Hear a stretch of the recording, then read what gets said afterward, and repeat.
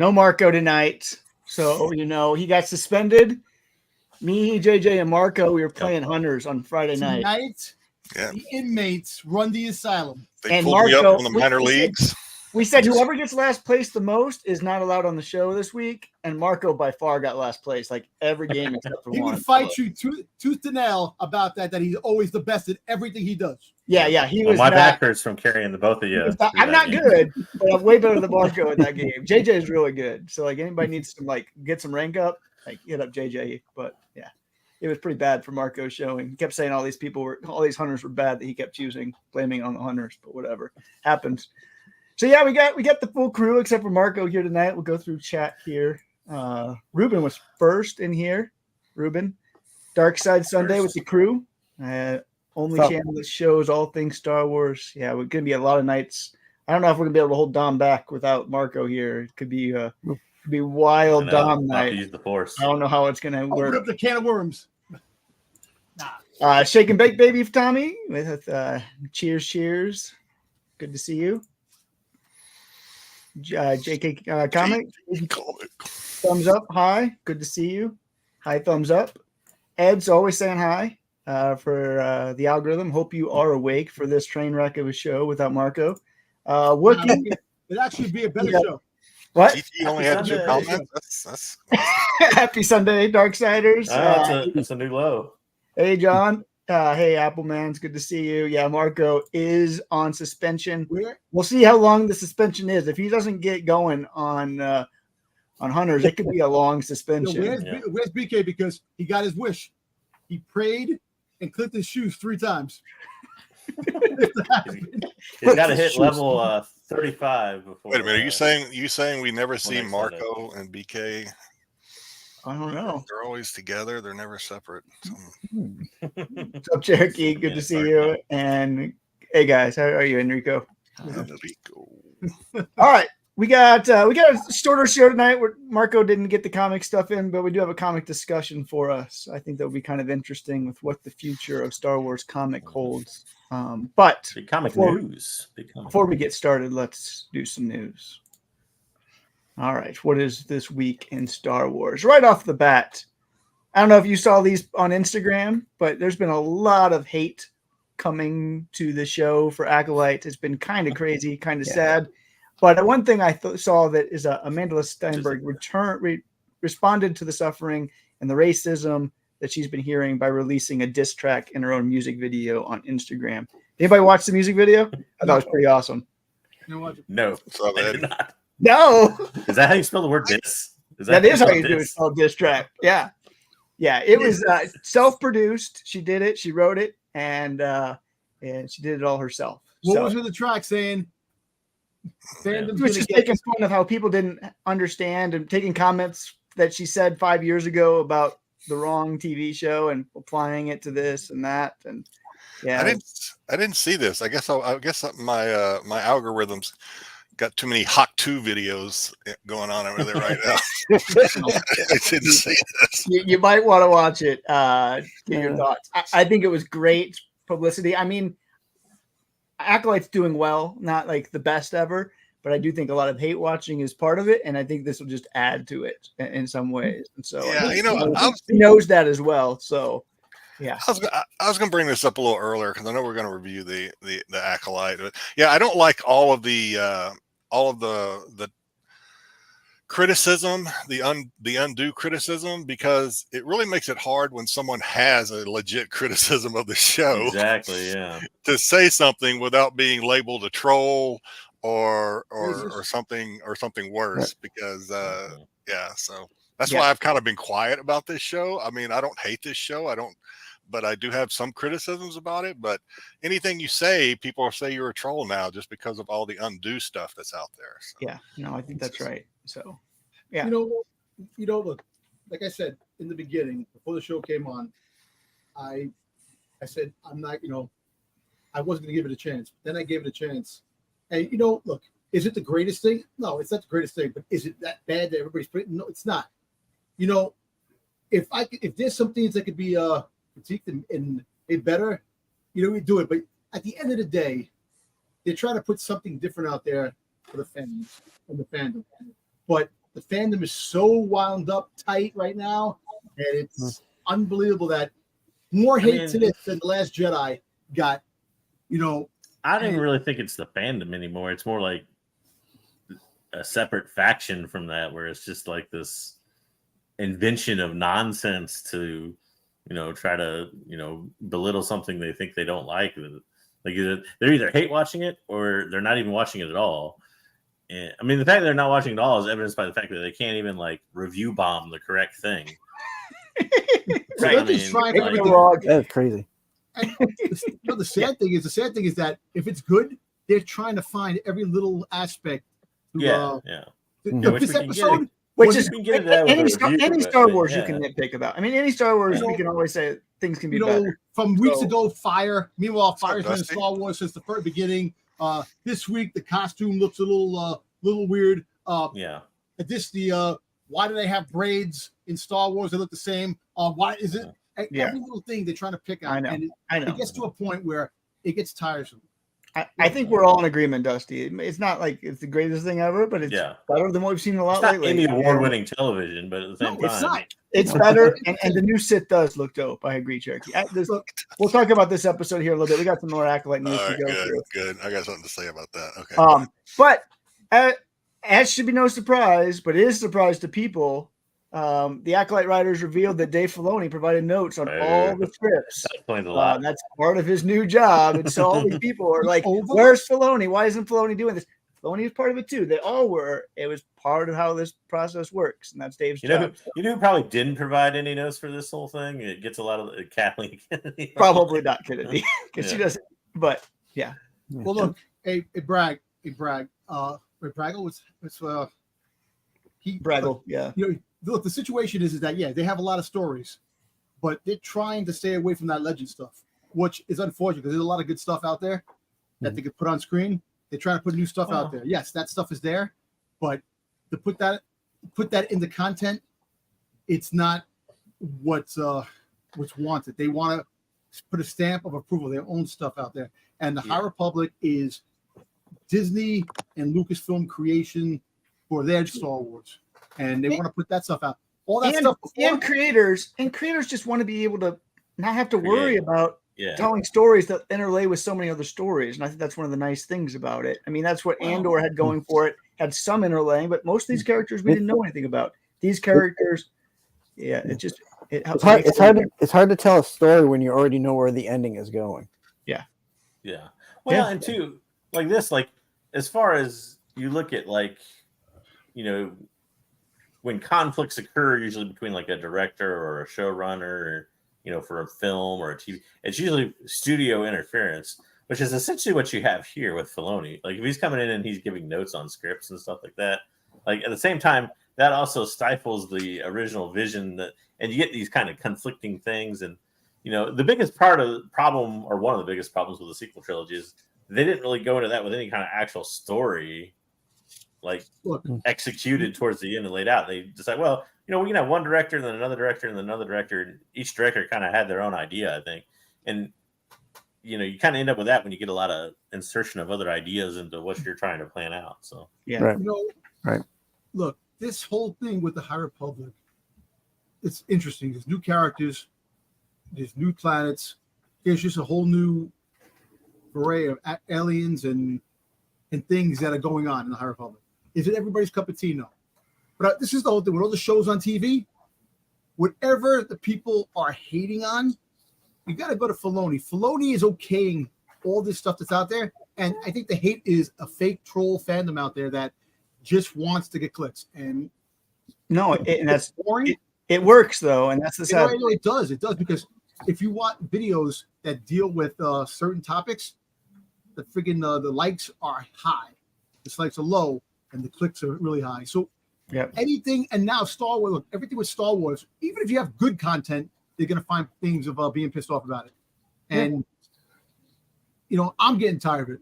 And if I'm getting tired of it, is that I am getting to a point in life where guys are broken. I want to be entertained and enjoy. No, it's a good job. We finally fixed them. We finally fixed them. We got more. Acolyte news he's changed. We got news this week. Part of the reason why episode 4 was so short is because episode 4 and 5 were written and filmed together. An early draft did have the Sith Kelnacca fight, but when they did this, they said it ruined the Sith's entry because then we would have known who the Sith was and seen it before everybody else, and so it just not didn't true. feel. You could totally write that scene without giving away his identity. I just wanted it to come out of nowhere. You see the Sith or whatever out of But nowhere. you could do it in cutscenes. You could do it where you don't really see them. And There's a They billion could different all ways to do that. smoke and mirrors. yeah, I mean that's just the way to saying we wanted to cut time out of here. All right, look at the hand. Look at the hand. It's not a woman. Look at the hand. It's not a woman. So that could be some of the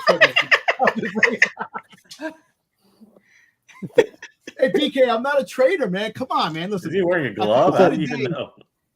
At the end of the day, man, I'm getting old too fast by being a grumpy old man. I got to be a positive guy out there. You know, I got to make my way because they're going to call me to be in Star Wars. Jedi Johnson is the replacement for, in the Ahsoka series. He's going there. Bayland, he's Bayland, and I got to get my shot at Boba Fett. This is going to be the guy in that in the Nubs show, right? This is that Totally. Yeah. He's got the same helmet. Look who was wrong about this. I was wrong about this one, but I love that I was wrong about it. I said they were going to troll. They did troll, but it was they confirmed this week that the Keldor Jedi in the Acolyte is not Plo Koon, but is actually a new character named Ithia Pan. So Good. I'm glad it's not Plo Koon because we were going to see Plo at some point because of Filoni, but that's not who this character is. I don't know. I am Maybe that was liking a show note. all the aliens that they're putting in the show. All the aliens in the background, all the new aliens that never seen screen time, all the aliens that they're just shoving in there. I like that diversity. More aliens, please. More. Come on, more. We've got a ton this show. This show's given us a ton. Love We it. even got the tracker guy who's pretty fun, but whatever. We can talk about that later. And we got That some was more. one of the notes that Filoni gave them was that is not Plo Koon. I think it was. Yeah. They renamed it. Nope, don't take my character. Bryce Howard is confirmed to be directing an episode of The Skeleton Crew. She also came out this week and said that she hopes to one day direct a Star Wars movie. And I'm not opposed to that. She's done some good Star Wars stuff yet. Give her a movie. Even though But isn't this what everyone says? I get not a that she big does, fan. but she's put in the work. Not everybody's putting the work to do that. I'm not a So big That's- fan of the Lizzo and Jack Black episode that she did, but give her a chance. you hated that episode. Let's be clear. You hated it more than Yeah, she's like Dom's arch nemesis. Not only did she No, direct that, she listen, also directed the I don't Mandalorian hate it. episode in I don't Boba Fett. hate it because it did have some funny points with the whole murder, the whole mystery thing when Din Djarin and Bo-Katan were looking for the droid. That I like that scene, that part. Let me start Just using the this Jack right now Black again. and Lizzo scene. I could do without. Just get that out and give me more of what you did in Mando season 2. Give us more of that stuff, not the that episode. But if she doesn't Wait a movie, minute. So you're saying don't make shows that upset you? Is that, is that what you're saying? Exactly what he's saying. yeah, please. more Boba Fett. That's what he's really More saying. things that Dom likes. More Boba Fett. I'm gonna give you a list of things. Just if you do that, you make me happy. There you go. We got Shamin. I can never pronounce her name. Obey Choi. She came an update this week about her Star Wars movie. She said that she has met with both J.J. Abrams and George Lucas to talk about Rey's character and the new Jedi Order. I don't really care about her meeting with J.J. Abrams. I don't really care about her meeting with George Lucas. Like, I don't know if these are positive or negative. This guy that ruined the character, and then the other guy that doesn't know anything about the character because it didn't make the character. I don't know if this is a good thing to talk about, but this is what she was talking about this week. So, Listen, you know that I have my it's about the writing. I don't hate Rey's character. I don't hate Daisy Ridley. I love Daisy. She's cute and she's very very. She's loves Star Wars. She loves the fandom. I'm all for that. I want them to write the character better than they did in the show. And as much as I am not a big fan of who is directing this show, because I have my things of saying that I wish they would have people that are more Star Wars oriented and or something that close to Star Wars that can direct it. And I think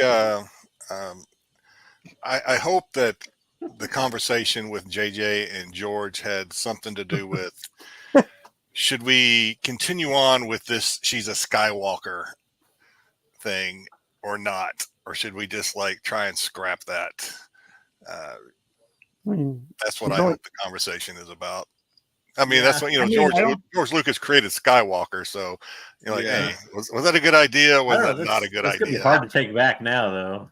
Yeah, maybe the lady was just asking for whose address she was at. Nobody cares. It's down the road. This is Skywalker Street. Nobody's going to care about Ruben that they took it back. I don't think. Yeah. For Ruben's the one that's going to throw a fit about that one.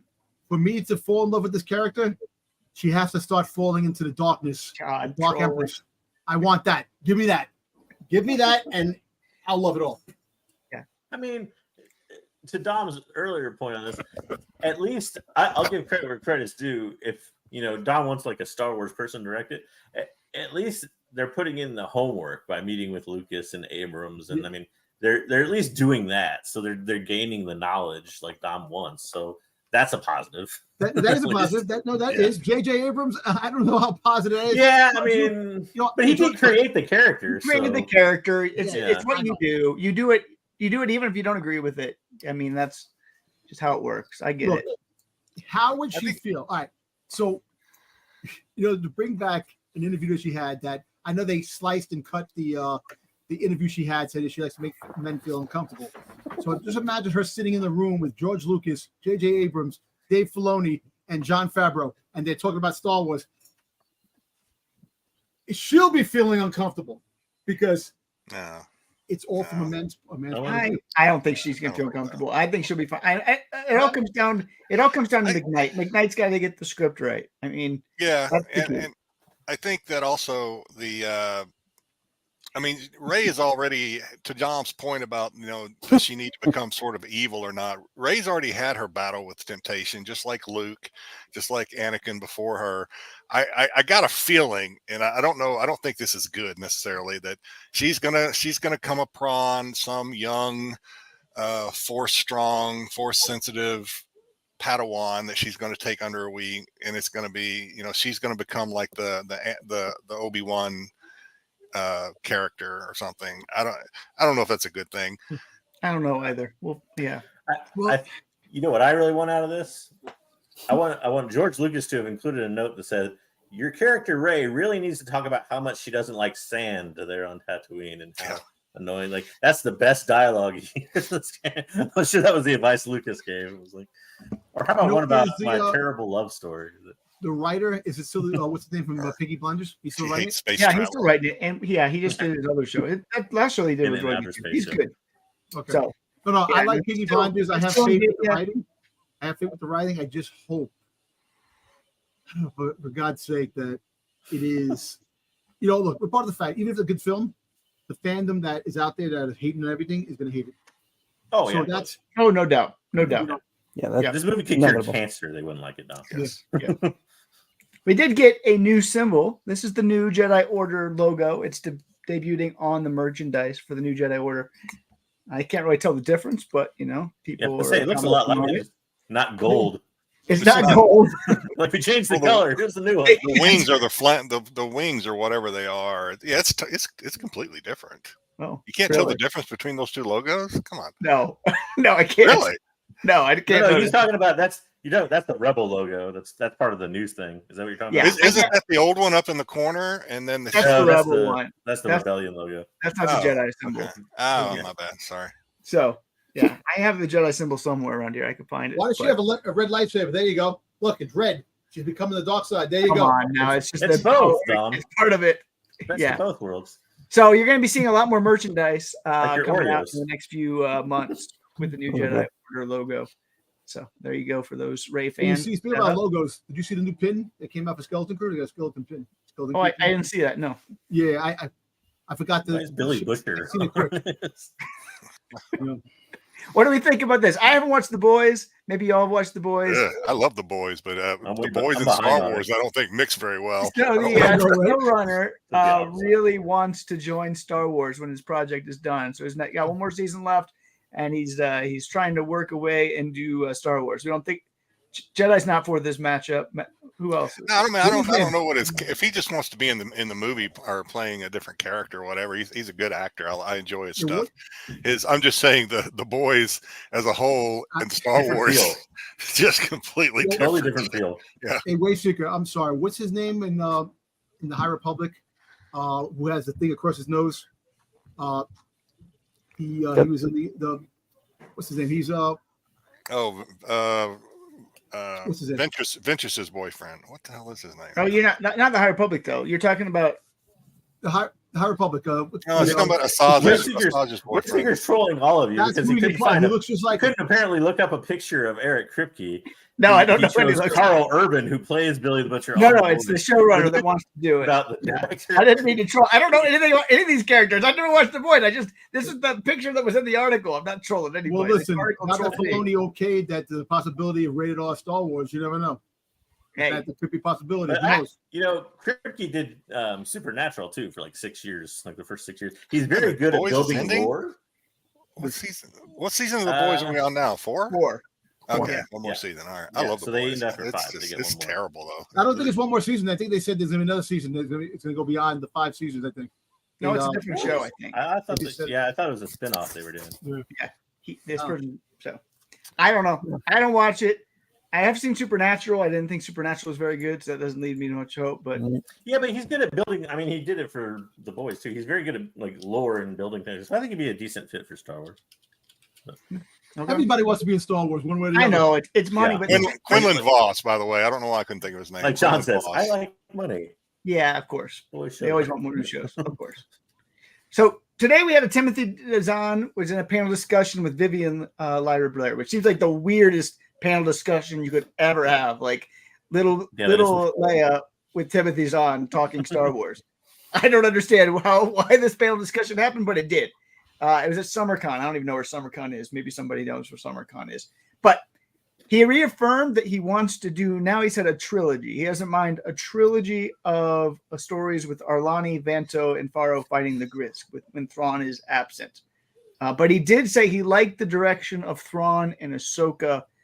And he said that Thrawn really does need to strengthen the Empire if he's ever going to help his people. And so he then asked the question, if Thrawn's working with the Empire to strengthen it to help his people, does that make him a hero or a villain?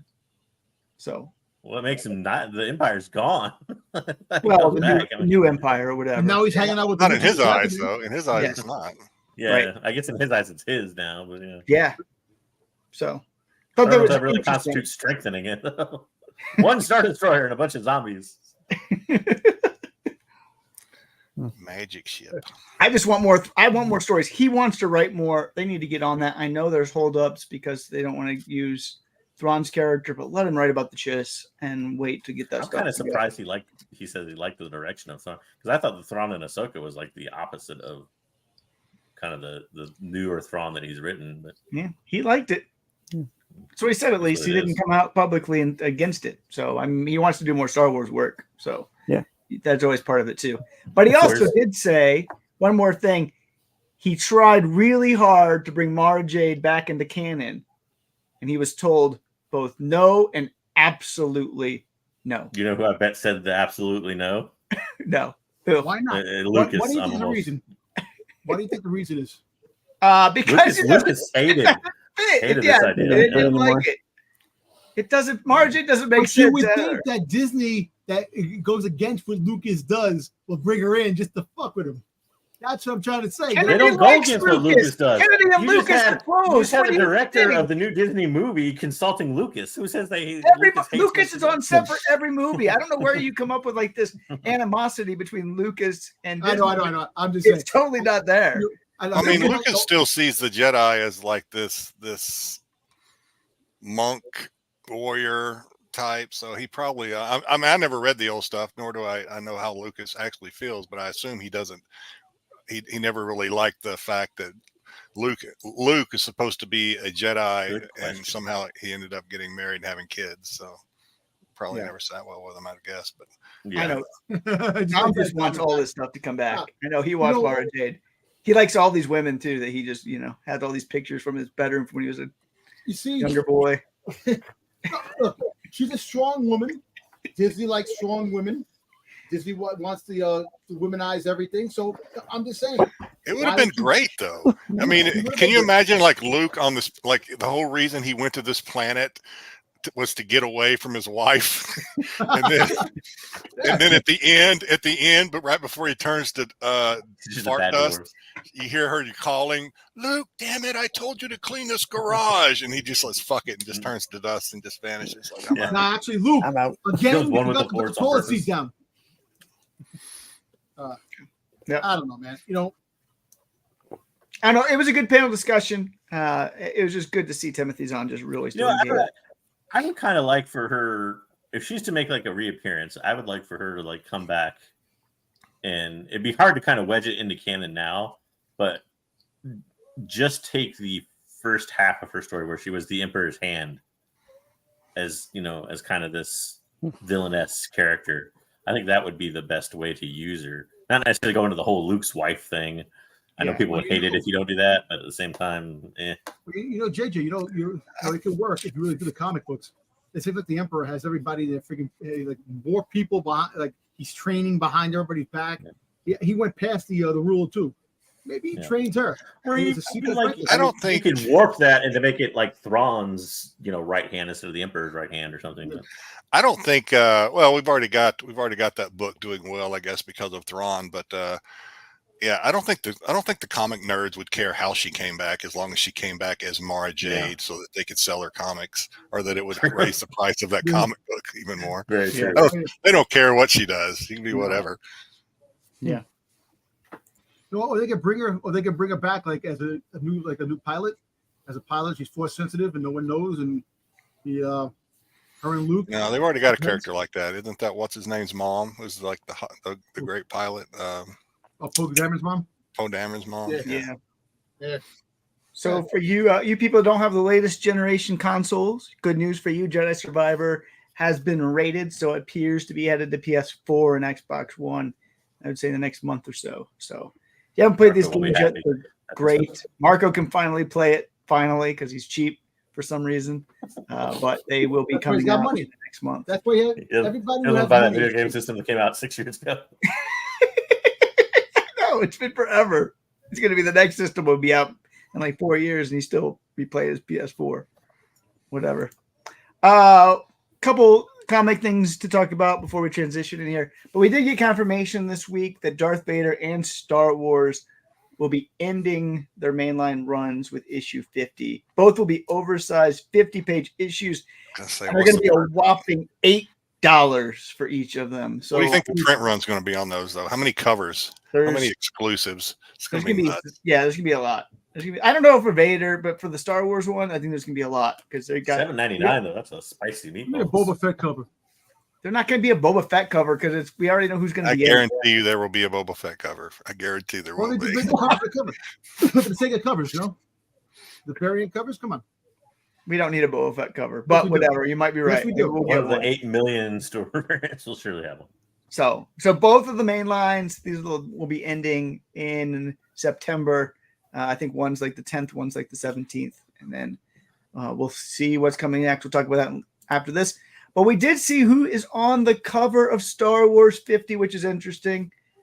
Aslan Rel, one of my favorite from the High Republic. He was introduced in Phase 2 and is sticking around in Phase 3. Is the one that purged himself of his eyes because the Nameless haunted his dreams. Is there in Phase 2? What? Was he not in a Phase 2 comic? That's where he was. No, he's only in the manga. I don't like Luke giving me the. I don't like Luke giving me the blue steel. It's a little intimidating. Hey, isn't that Kylo Ren in the corner right there? It's Kylo There Ren. is Kylo Ren, which we're going to talk about in a second. It is going to be a story with Luke and Kylo. When Luke is training Kylo, and they're going to go back and learn some lessons from the past. It sounds like, which makes me wonder about what's coming next. Because we also found out this week what the Halloween free trick or whatever read comic is, and it's going to be the Kylo Ren Age of Resistance. We'll be getting the reprint, which is an odd one because this is what, like 4 years old, 5 years old? Seems like the Age of Resistance was like 19 or something like that. It's like 6 years old, I think. 6 years old. Yeah. It's a weird one to be reprinted unless it's hinting at what is to come, and I feel like that's what It's a new cover though, right? That's not an old cover, is it? It's new, right? Yeah, That's the Darth old Vader cover. in the back, I think, is different. It's the old cover with a new title because it just said Age of Oh, Resistance, wow. and now I like it the says cover. Rise of Kylo Ren or whatever. So Well, Rise of Kylo Ren had the comic. Remember the Rise of Kylo Ren? I know, but the Rise. This is the Age of Resistance cover, and they just That's put kind of weird, yeah, because wasn't the Rise of Kylo Ren was actually his rise, right? It was. This wasn't the Rise. This I don't even story remember wasn't the his story. rise. I don't even remember this story. What it was No. about. I don't think No, it was because his that's rise. Kylo Ren. You had Oh, just- no, you had the Knights of Ren in it. The Knights of Ren were in it. Also, you had Luke. Luke was going with. No, that was the Rise of Kylo Ren book, but the Age of Republic, Yeah. or Age I of don't know, Resistance. yeah, This was a One one shot. shot, yeah. Yeah, the Age Actually, of you know what? He was thinking about his grandfather, about Vader. That he is that when they gave him the cape? When when Lando gave him the cape. I don't know. Didn't you give I him don't the cape? remember. I think you're making shit up now. No, I'm not making shit up. Look it up. Nobody You might be knows. right. Look it up and get it right, yeah. I don't remember a damn thing about that comic. All right. So let's get a segue into what we have next, which is what is the future of Star Wars. So one thing that's really interesting is that every mainline Star Wars comic from Marvel, not from Dark Horse, is or has already ended when September comes around. There's not one mainline comic that will be continuing on. So here we had the main lines, right? We had the old Star Wars, and this was like the most sobering thing to put together because the comics for the last 5 years have been so bad. Yeah. Like they just have been. Like it's just been. I'm glad all these mainline are ending because we can finally get something new, but you can't do worse than this. But we had the main Soul Run, which is the main Star Wars run, which would be 50 issues. 5 years of our lives was spent on this comic. 4 years was spent on the Afra, which on the ones on this list was to my favorite of the three, which isn't saying much. I'm not saying that, but it was better than Vader and the Star Wars run. That was 40 issues. That was by Alyssa Wong. Greg Pak did Vader for 5 years, 50 issues on that one. We had the Boba Fett, Bounty Hunter, all that type of stuff by Ethan Sachs, ran for just over 4 years with 42 issues. And the High Republic, which I assume is ending because we knew they said they were going to be transitioning after 10, and that was going to be in August. There was no High Republic comic in the September solicit from Marvel. The Dark Horse still has the adventure still going on. So that was 35 issues if you put phase 1, phase 2, phase 3 together, all written by Kevin Scott. I did put, we're going to see these characters again in this audio drama. Damn, Bounty Hunters did 42 issues. Jeez. But we had all of these comics start, and all these runs happened, and they're all finishing about the same time with no new one starting. Where are we going from here? You know, I would think that they're getting their asses together and saying, you know what, we have to do better. Comics sucked it up. You know, we have to make something. And if I was Marvel, I actually wouldn't come out with a bunch of comic books, each thing. I would make one book, like Marvel, like Star Wars Tales, and have individual stories in each of those books come out once a month. You have one book that has stories in each of them. So lose a bunch of money. They're not going to do that, Dom. Whether they have to do at least. I think they're going to do at least 3. They've always been at least 3. Not while Ruben's out there. They're not going to do that. There's always been at least 3 main lines. We started off. It started off with the main line of Star Wars, Darth Vader, and Poe. Right back in the day, those were the 3 ones. And then we had an Afra come in after that. We've always had at least 3. So I'm assuming that we're going to have somewhere between 3 and 5 mainline comics. Boba Fett ongoing. Yes, the way right. Boba Fett ongoing, please. Because they're ending Django, so the 4th issue of Django. You have to have some kind of a hey, look, maybe a Mandalorian regular series on his origin, on how he because they still haven't capped on his origin, on who he is, where he came from, his bounty hunter years before he met up with the. That's another. Do you want that? Do you really want that? I mean, I don't know. Not really. Yeah. Well, no, I mean, I'm going to give. I can't think of anything really. So from everything that's been said, what Dom said seems like the best idea would be a Mando origin story. I can't think of anything else that they could do other than unless they wanted to start focusing on Rey and setting some like groundwork or a baseline for her movies. And, you know, kind of like they did when they first started relaunched Star Wars in 2015. They came out with like Shattered Empire. It's a very short run, but it was supposed to kind of lay some groundwork to start the new. And then the Poe Dameron series. You know, maybe you're right. A Rey series that takes, because it's 15 years before the Rey movie begins. So maybe start bridging the gap. Yeah, there's a lot of time there. Comes out. I think that's really super. I think we're getting a Luke Jedi Academy. I think that's what they're setting up with. Yeah, I issue 50 with Luke and Kylo, and then they're giving back this Kylo one shot. I think they're saying that the main line is going to be Luke. It's going to be like Strange Academy, only for Jedi. It's going to be. I don't know if that's what we want, but I think that's what they're telling us that we're going to get. I don't know that we'll get just a story of just that, but I think they're going to put it in that era. I'd be surprised if we don't get one ongoing where it's not telling the story in kind of the Mandalorian era that we're in now for shows. How about Mandalorians? Yeah, but they're already doing Mandalorians like in the show. Like I don't know that they'll repeat that a lot, but like shows about like you know they like Jedi Academy. They haven't done anything on that yet. The story of there's even a big gap of Ahsoka and Sabine. We kind of got their thing in this, but you could even have an ongoing Ahsoka title that's telling what the hell she did for what was it 5 years or whatever after the Rebels. So yeah, could we get like an Acolyte or a Skeleton Crew show series? The pirates from the. I don't know about an ongoing series for those. Maybe like a mini, but like, yeah, I don't know. There's enough meat on the bone yet to deal that. But we might still see a High Republic ongoing. Too. I think we'll see an ongoing High Republic. Yeah, I don't know what it will be. I don't know who will write it. I think Kevin's done, but I think I would be surprised if there's not. There needs to be something that lets me know what happened to Vernestra's hair. I need to know what happened. It might to fill in that blank for me. Actually, you're right. There may be a new High Republic comic that's going to come out. They have because look, you're right. There has to be a comic book. Look, they have a limited series with the Inquisitors coming out. That's the next book that's coming out. You have that, and then what else? There's like one more thing. What else? We got Ahsoka, but who cares? The Ahsoka story. You're getting that, but other than that, you're right. Maybe make what is it? The Andor season 1 in the comic form. I don't think it's too convoluted. I think you might get Mando season 3. Andor you can't do in comic form. It's just too much going on. So it doesn't happen. I wonder if they want to create.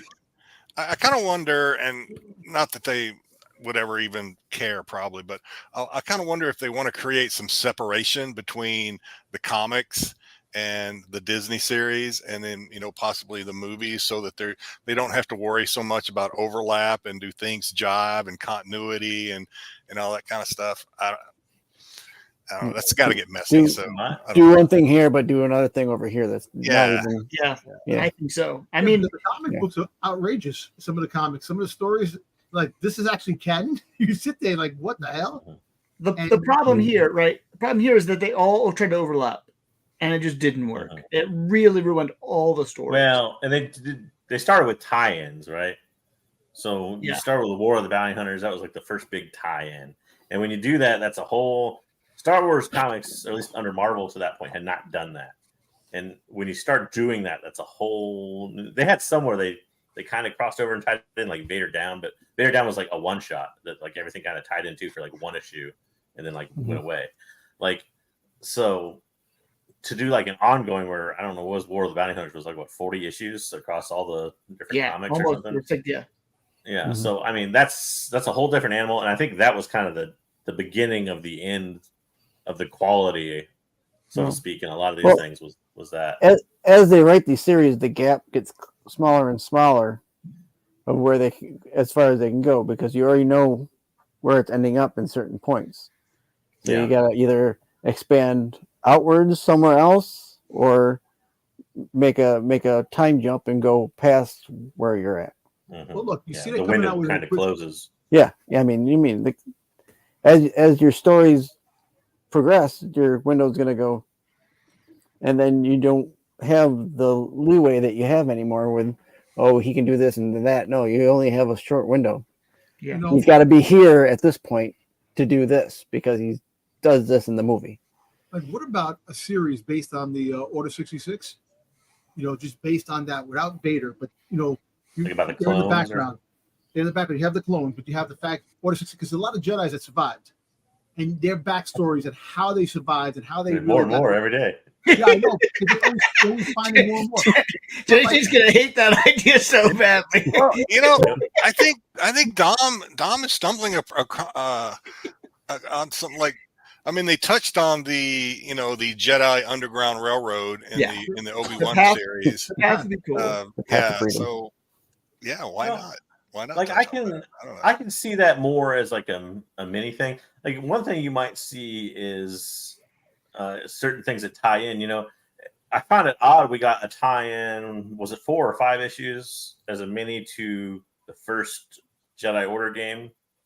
Yeah, 5 issues. And, and so that's become increasingly more popular. And with the third one eventually going to come out, I could see them doing like a tie into that somehow, whether it's like something stuck in the mainline Star Wars or like as a backdoor or its own mini.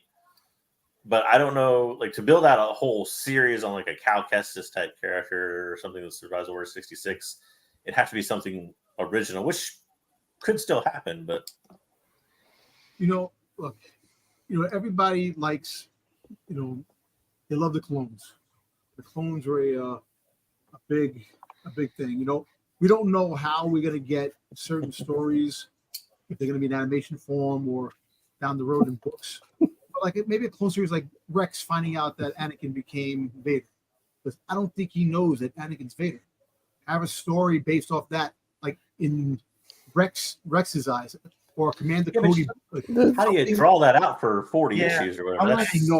Unless you do a bunch of minis and you put them together, which they could do that. Yeah, you could have a Rex title. Yeah, that could work. That could be one of the stories in there. Yeah. But yeah. I mean, there's enough. He's existed for a long enough time, and you don't know what fills in those gaps that you could have that. Or the Bad Batch. They're not going to do a Vader, but let's say they wanted to do. Like Vader's done. Let's say they want to do a Palpatine mainline. Could that work? Yeah. What do you do with him though? You could do an early years of him. Earlier years, rise to power. I don't know. Hey, look. Would that sell? What about the Bad Batch stories that took place with the Bad Batch that you didn't see on the animated part? A comic about Palpatine's elections. I am not a crook. His campaign managers narrating. 5 issues of just counting votes. No, but like how he make the galaxy great again. Like his origin of how he became a Sith, and I don't know, all that type of stuff. I mean, I know. I don't know. Maybe that would be something they could do. I'm just trying to think. How about a comic on the Force? How about on the Force itself? Like look, okay, like think about it. No, the entities that Legends. I don't know. That got really wonky really fast. If they do it right, the entities that make the Force a living thing that gives the ability, like the wills. Make a comic on the wills. Something that. Hey, look, you have one. I think that's too far out there. I don't think it works.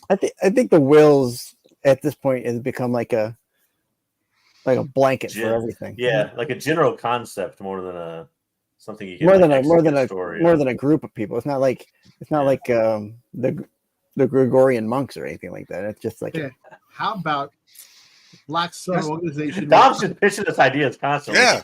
Yeah. He's the idea man tonight. The Black Sun organization led by Prince Sizor. You bring back. Of course, you want Sizor. Of course, and you make a criminal underworld comic. I mean, I think that it didn't work. I mean, I think what Dusty's saying. what Dusty's saying is, I mean, it's not a bad idea, but No. they try to do that with bounty hunters, right? I mean, that was like one of the underworld Yeah. worlds that they tried to show us, and I don't know, it just never got super exciting. I think, but I don't know, why not give it a shot? The ongoing young Boba Hondo, Fett you could do something on Hondo and his adventures Yeah. or whatever. Everybody wants more I mean- Hondo. I want a bunch of one shots about every alien that was in the cantina that day and I want to know what happened to them. A story about how Max Rebo keeps them. living.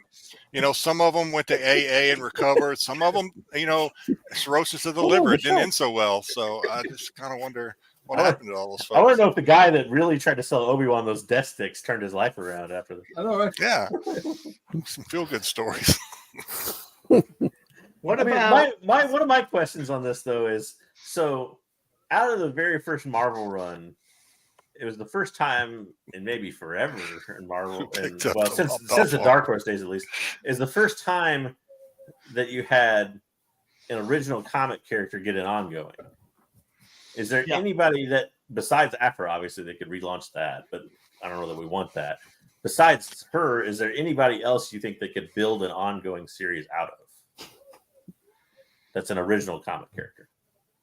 They kind of tried it with Balance, but then they mucked it up by including everybody else. Okay, so here's something I'll toss out. So we didn't see a lot of it in the Afra or the Darth Vader comics, but I started listening to the novel, the Afra novel or the Afra show or whatever it was. It was like a live action thing, or not a live action, but a character driven. I mean, anyway. It talked about well, I mean, in there kind of, and I'm just spitballing here, but it talked about the droids, right? The origin of the two droids, 000 and BT. You know, both came from separate places, kind of like R2 and C-3PO, and then they kind of bonded. But yeah, I mean, 000 was some like program, right? That was like locked up as being too dangerous for the galaxy. They had to like put him in a vault and like lock him up. What the hell happened there? What did he do? Who did he kill? Does he own the record instead of Chopper? I want to know what's going on. Maybe that'd be good. Yeah, I mean, yeah. You know, I mean, there's the droid from the Wendell not comics, but the books. That would be another fun droid. I mean, if they would do like droid stories or something. Like how about this one? How about what's his name from Afra? What's the droid's name again? That's what you just said. Triple and BT. No, from the Ahsoka series. Oh, yeah. He's like a librarian. Oh, Hugo or Wang. Have him, his point of view stories through his eyes, because he's seen a lot. He has, but they're not going to go back. Yeah, they're not going to go back. An anthology type thing, right? It would be an anthology. Yeah, he'd be like the narrator of an anthology. Yeah, who knows what they're going to do? Let's have one about the Sarlacc, all the people that he's eaten, and like he's just sitting there waiting, and here comes somebody. Was it going to happen? Nope, he walked right by. Damn it! Maybe next time. Can I get him with my tentacle? No. Yeah, no, just out of reach. I got it. How about this? Dirge. Have a Dirge series. Nobody wants it except for you. You're the only one that wants Dirge. I want Dirge. I don't care what anybody wants. I want it. I think, to JJ's point, I think they've done a really bad job introducing new characters in Star Wars lately. Mm-hmm. And so outside of the High Republic, which have had some good new characters, in like the main line, Star Wars were 50 issues. Name one character that they introduced that's interesting. I can't name one. What about that made the lightsabers that made the lightsaber that Luke got the green lightsaber, in Vader, all we got was that stupid Zed droid, right? Mm-hmm. In Afro, we got just lucky. Like they're that. Ochia Busan. Ochia Busan. You can make a comic of that. Ochi was in the book. No, God, no. That's not. We know he's dead. We haven't got many new characters in the last 5 years. You got Lorna D, but they've already told all her stories basically. Yeah, and I don't think they can do much with that character. I mean, I hear you, but like, well, you know what about spacing on her name? Okay, would you read a comment? What's the girl's name? With the unhinged jaw. Oh hell yeah! That's my dream girl. Yeah, I want her to come. So as a replacement for bounty hunters or something like that, would you read a High Republic era comic about her? I would buy Sure, every issue of absolutely. that. Every issue. I would He'd buy. buy every cover, every single cover he'd buy. You think Dom's got it bad? You will just wait. Well, Holy listen, Jiggy, shit. you're right. That's Jedi, actually good. Have her Jedi team might up leave with- his wife for Diva La Pop. Oh my God. I like shit. Have That's like her the team only up with person in the Dirge world. in the High Republic So- era and become bounty hunters One- for hire. I would just throw her comics all over my Not bed and about roll Dirge. around in them.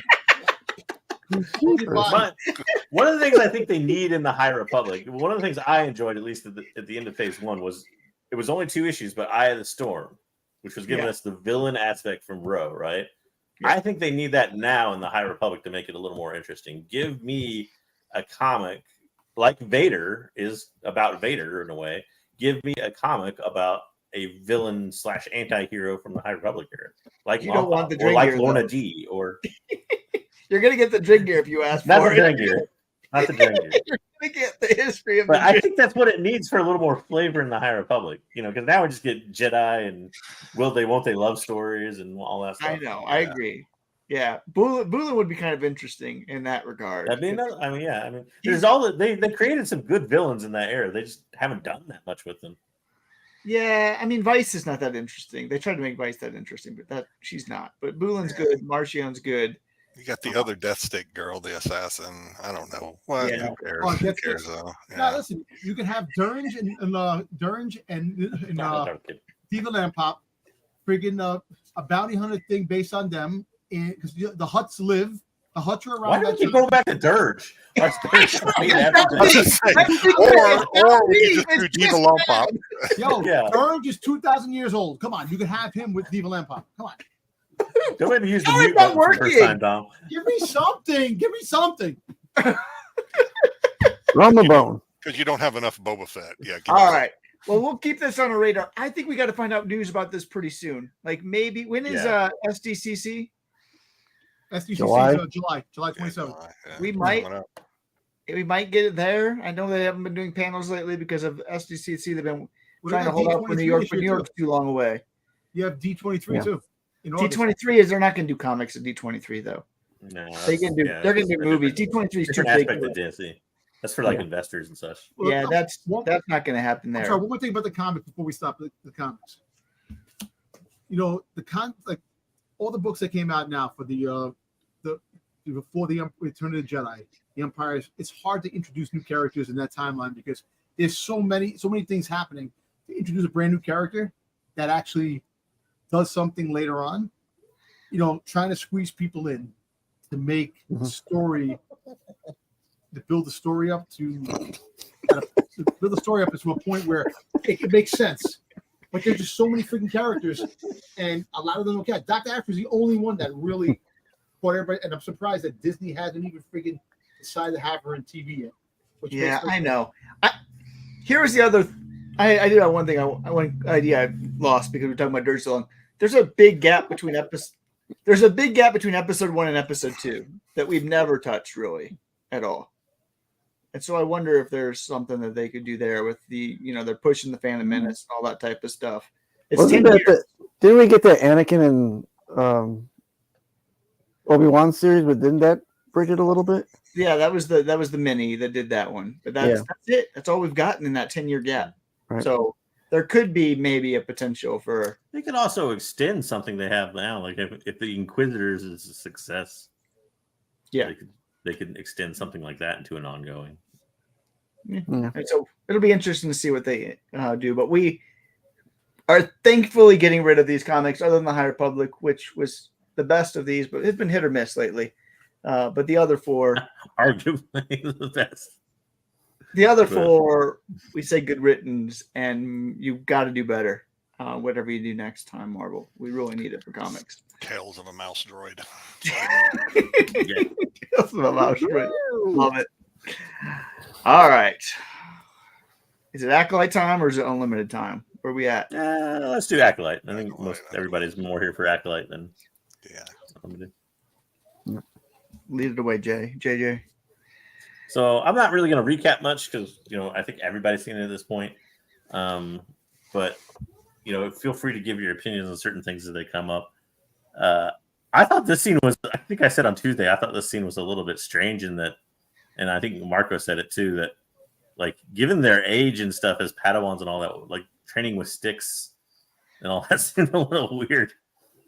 But I mean, like versus using their actual sabers and stuff. But. Actually, no. I think it makes sense because didn't Ahsoka teach Sabine with the sticks with the it basically hurt themselves. Yeah, but Sabine was brand new to using a lightsaber. Like these are Padawans who've had lightsabers for a while now. Like, well, the Padawans that have lightsabers, they gave the younglings lightsabers in the movies to use. But yeah, non-lethal. Nubs has a lightsaber. Non-lethal. Nubs has a real lightsaber. A real one. Lightsaber is more realistic than a stick.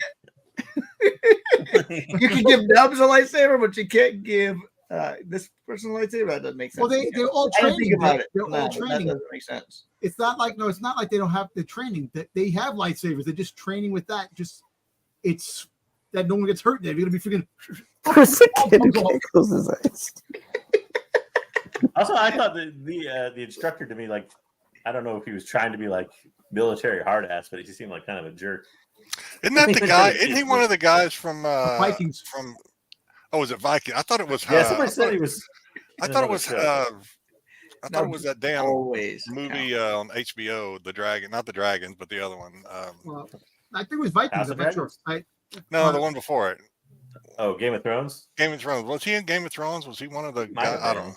I don't think so. Yeah, I don't track. He's just got one of those faces. All red. But I will say this: I thought that her character, I like more and more, and I liked her more this episode than even past episodes. I think they gave her a little more character development and a little more to do.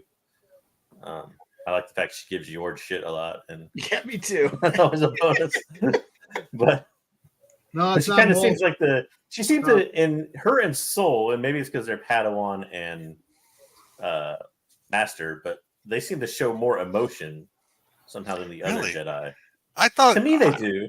Well, I kind of wondered, and I've never listened to her give any kind of the actress to give any talks about how she's playing this character. But I learned from JJ and Wayseeker, I think last show I was on, that she's half human, half something, right? Yeah. So I kind of is she kind of playing it like Spock, where she doesn't have. I don't think she has emotions. I think she's very. She does. She does. I think it is like Spock though, where it's kind of this like conflicting, where she has emotions, but she thinks she isn't supposed to have them, so she kind of tries to suppress them, but can't always do it, type of thing. Yeah. I don't hate her. Marco would chide us all now for a Star Wars or Star Trek reference. So with him not being there, we can make that one out. But yeah.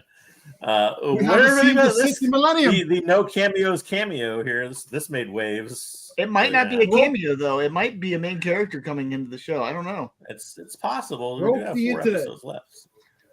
I remember when Styx made a meme of me and this character. I haven't forgotten that shit, Styx. I was trying to see if we still had it on here, but we don't. So I'll send it to you. Yeah, I'll never forget. I'm like an elephant. Let me ask some. Do you now? All right. The big thing was this. This was the big thing from the episode that people were freaking losing their shit over. People were crying. People were freaking saying it didn't fit canon. It didn't fit canon. Just like they thought or whatever. People just like lost their loved ones all of a sudden. Like they felt something in the Force and it just ended like Alderaan. The Jedi are gonna feel that one. All right, listen. They never said his age. In the Legends, he had 2 different stories in Legends or some. It's Legends. That's the thing. Story. Yeah, so Legends. Yeah. So basically, he had a seat on the council in the prequels. All right, fine. We know that. Yeah. We know that in Legends, he had 5 wives.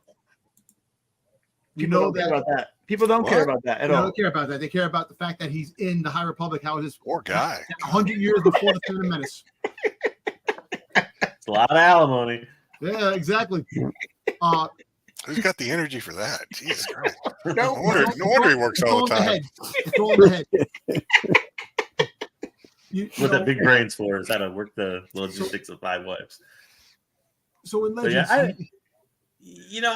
first off, he didn't really play an important part here besides him and the other female Jedi that we don't really know. They're giving Soul the side eye, more or less, for this little bit of, and they've come together to discuss the fact that at this point, nobody in the show knows that the Sith is actually a Sith, or even if it is a Sith, I don't even think exactly. it is, maybe. But they're here to discuss whether or not it's a rogue Jedi, and that's what. Well, doesn't that give away something towards the end, though? So either they're going to have a break in canon in that it is a Sith, and they just didn't. He doesn't know. Nobody told him, or it signals the fact that it's not a Sith, so we already know it's not a Sith. Jedi, you bring up a point too. You bring up a point. Yeah. Dave Filoni. Well, that's kind of because their discussion here is that they only know that it's somebody that uses force powers like a Jedi. But so yeah, because that's how they trained May or whatever. So when he turned around and said that the Sith haven't been around since a millennium, maybe it's still the truth. Maybe the fact is that the Sith aren't around. We know they're around, though. They are around, but they haven't been seen. They've been in the shadows. Yeah, they're in the shadows. But we know they're around. There's any number of ways to write that out in the next 4 episodes, too. Yeah. To where he doesn't know about it or nobody else knows about it. They're going to deal with it at some point. So Vanestra makes them sign an NDA. That's prenup.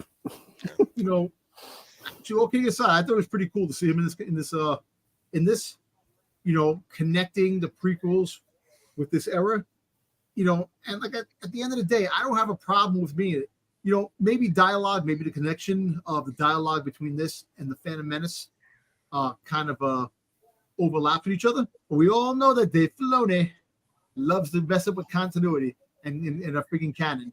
You've seen it with the books, the Ahsoka book. You've seen it with cartoons. You've seen it with He does. So this, he does. But the thing he doesn't do, to your point, if it is in a movie or a TV show, he prioritizes that, right? He's always said, and what we're talking about is in a movie, and he always says that movies and the TV shows are the top canon. So he doesn't really retcon things that we've seen on the screen. And so that's the difference between if it was in a book or a comic book, he doesn't care at all about that.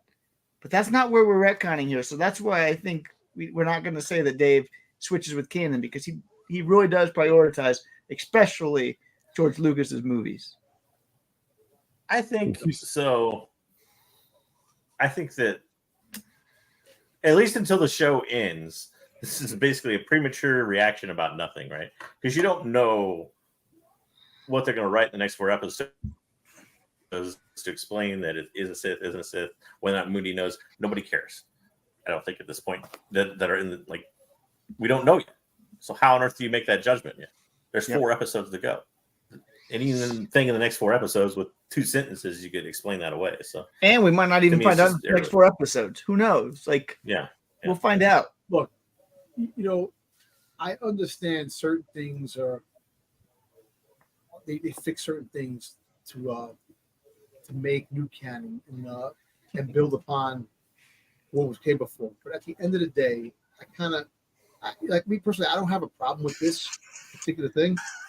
You know, I just don't see what the cry of that hell is raging fucking war on mortals, that people cried and moaned and bitched about this.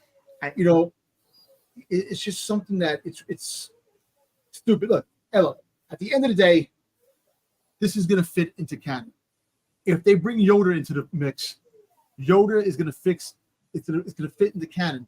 Well, dialogue has been bad in all of fucking Star Wars. The dialogue since the beginning, the original trilogy. Yeah, the dialogue was rough in these scenes. Which brings me to the next one here. But this scene seemed awkward. Their dialogue, and maybe that's the thing I don't understand about people. Who is dying on a hill? Like, I don't like this show because they changed this character that nobody cared about ever. Conan's character's age. Like, if that's your critique of this show, that you're mad because they changed this character's age, you got better things to do with your time, because nobody cares. Nobody cares about that character. So get over it. But I tell you this scene, yeah, I agree a lot on that. This scene with the green girl. Well, he's not even saying her name now. Dang, how far they've fallen. You know, shame on me, man. Because when she was young and she was cute, I should have researched. I should have saw what her mom looked like. That's what I should have done. I should have went and seen what her mom looked like, and then I wouldn't have been so infatuated. If only you knew. It's completely my fault. I ignored the age-old rule of looking to see what the mom looks like, and shame on me. They Sinead O'Connor her. What do you want? You know, Yeah. She did not age well. She's 100-some years old, so you know. No, she aged great then. Oh, I didn't know she was that old. Jeez, great. She's 130 here. Yeah. Don't marry somebody who's gonna live 130 either. Don't have 5 wives and don't marry somebody who's gonna live 130 years. So that's well, listen, she was probably so depressed she pulled her hair out. She's just like sat there. Well, but this scene was awkward. This scene was awkward. This is like when people go and they wonder whether or not it's bad writing or bad acting in the show. This is the scenes that I think they referenced, because this scene was awkward, and the way even the way the dialogue was delivered, and maybe it has the fact that he's a fairly recent English speaker. I don't know, but their dialogue back and forth even seemed kind of stiff and awkward. So I don't know, but that's a minor gripe over the whole thing, but it's still, to me, the scene was telling that they can't seem to get the one known High Republic character quite right in this series, at least yet. So there's the one scene that we haven't seen. The one trailer scene we haven't seen yet with the whip. So right, yeah, we're gonna see her again in the series. So I don't think it's gonna be next episode. I don't know when we're gonna see her with the whip, because she's not in the forest. Well, listen, I don't know, maybe because they have to show the fact. Well, it might not be the next episode. It may be the 5th episode, the 6th episode, whatever. Because if you think about it, remember the Jedi's went out there to look for Kelnacca, and they probably didn't transmit back. She has to go out there because she wants to keep this a secret. She don't want anybody knowing what's going on. I know. The weird thing is JJ didn't like this scene. I actually kind of liked it. Now, the acting throughout this entire series has been, I mean, it's an up and down. It's never, I don't have a problem with a lot of the writing, though. I'm okay. It's the acting. This scene I actually appreciated, because it's like what the fuck, dude? Why didn't you tell me that this girl could have lived, man? What the hell? My ass is on the line here. Yeah, so actually, especially being in the Navy for a while, that kind of conversation happened. It might be an important talking point in the last meeting we had at the beginning. Yeah, it's like, what? Not even that she lived, but that she was even there. Yeah. Didn't even tell him that there was a twin. Yeah, it wasn't even the file. Yeah, they hid it from the file. So I agree with it. Yeah, she was. Some people think she may go dark. She may be the Sith. She's an outside candidate. I would be so mad if her Sith.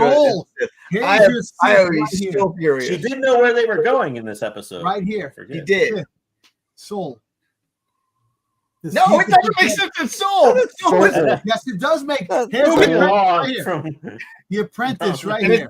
It's not this guy. So, it's not this guy that people think maybe the Sith. They lead you along, I think, to believe that he is this. I think that's a little too obvious. It's like the whole Clark Kent Superman angle of he's not in the same room and the Sith appears type of thing. But I think that I don't know about everybody else, but I would be horribly disappointed if he actually is the Sith. Because it's been, for a murder mystery type, arc or show, it's been way too easy to solve so far if he's the Sith. So I hope it's somebody else. Well, I hope there's a little more surprise to it. I don't think it's him. I don't think it's him. But it's kind of funny that they produced the two sisters really quick. That the mystery of the two sisters, the assassin and the sisters together really fast. So have some mystery. It's kind of weird. He's playing this awkward thing, and it's making it like he is like more.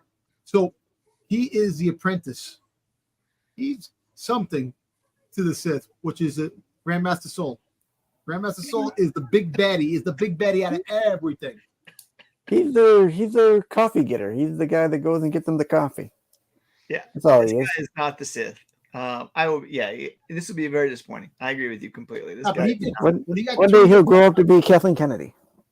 When he got turned upside down, and he's like, "I'm gonna go turn myself in. He'll kill you." So he kind of like a serious. So kind of like it makes you think it's him, and then he disappears. How did he get to Kelnacca? That's more of a head fake, I think, than anything else. It make no sense. Like, how does he get down and then kill Kelnacca and then get back up? He killed him before.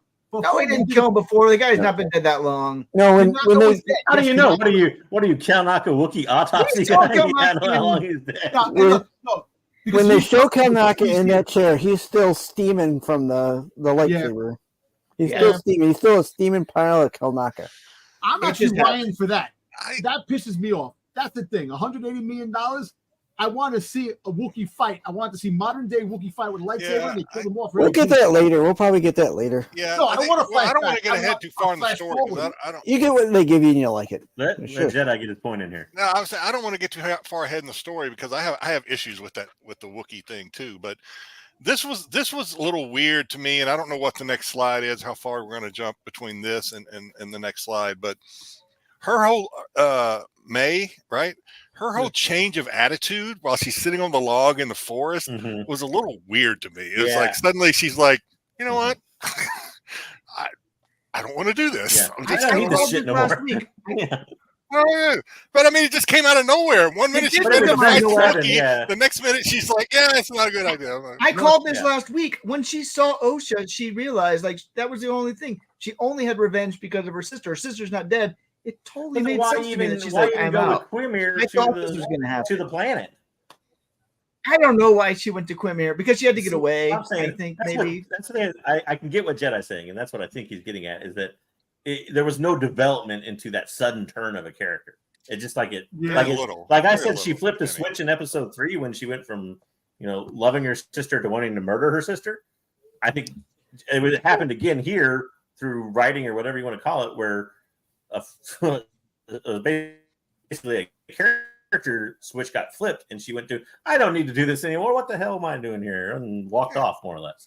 Like it was just weird and awkward to have it happen that suddenly.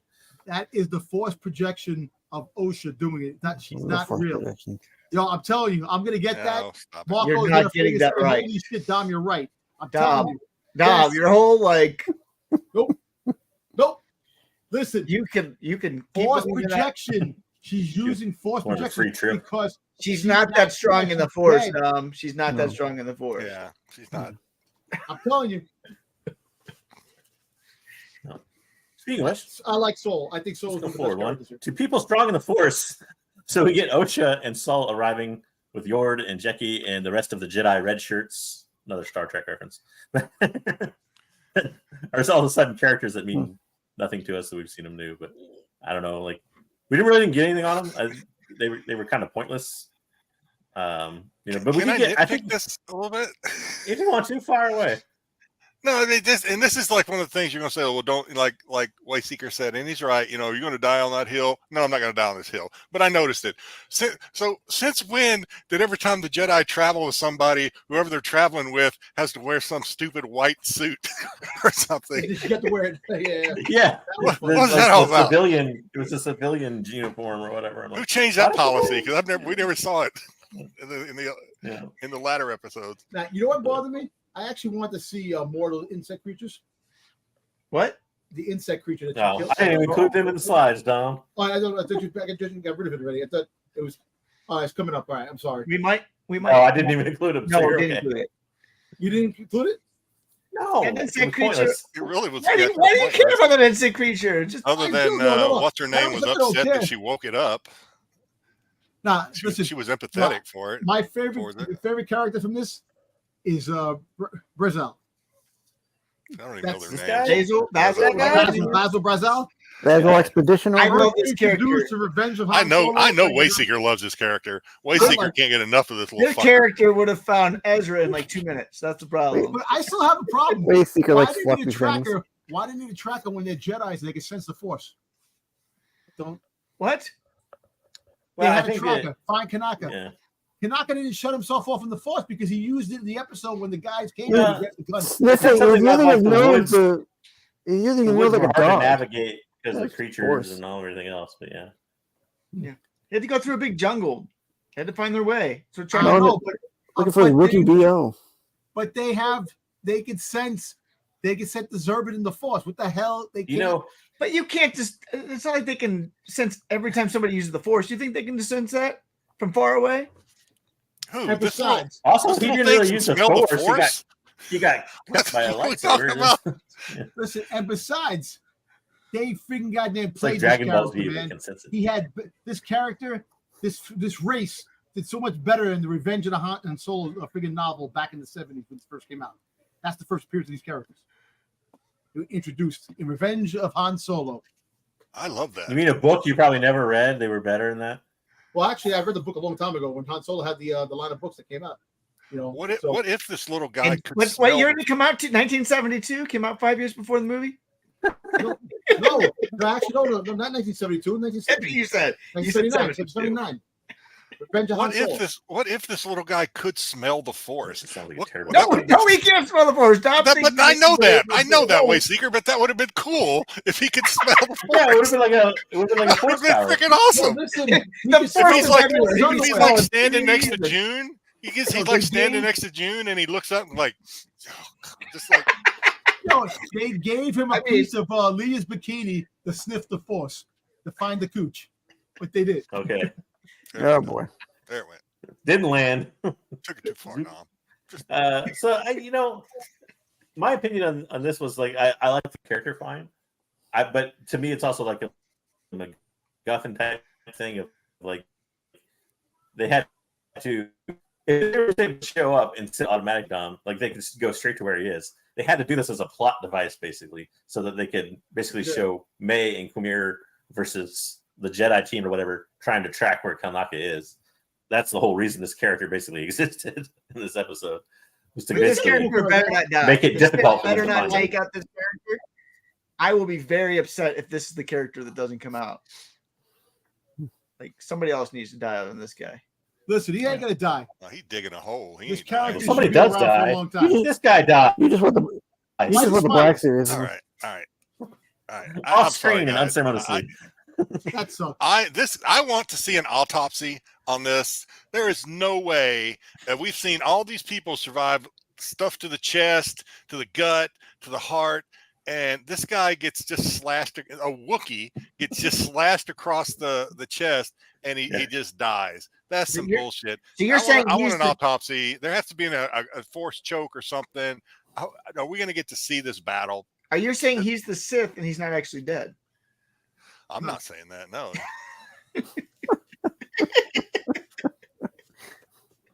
Hey, well, to me, the weirdest kinda part was the sucks fact that- that, like, what did you do? Like, stab him or slash him with the lightsaber and then make sure to place him in the chair so his back was facing you when he came in to make it, like, more, like, dramatic or whatever? Like, I don't understand that.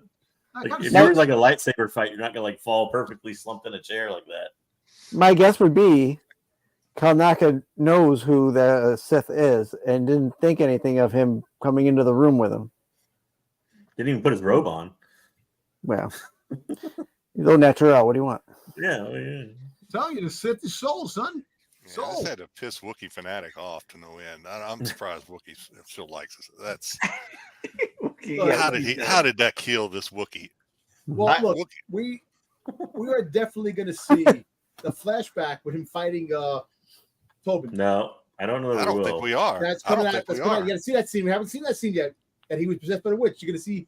Oh, you're going to see. you don't always show everything that's in Oh, the trailers. okay. And I Man, still, I don't think it makes the trailers makes the show necessarily, but yeah. I still think we're going to see it. I think we're getting the make. Awful if we This see that. It could be like 2 seconds like you saw in the trailer. This Like, it can't week- be that long.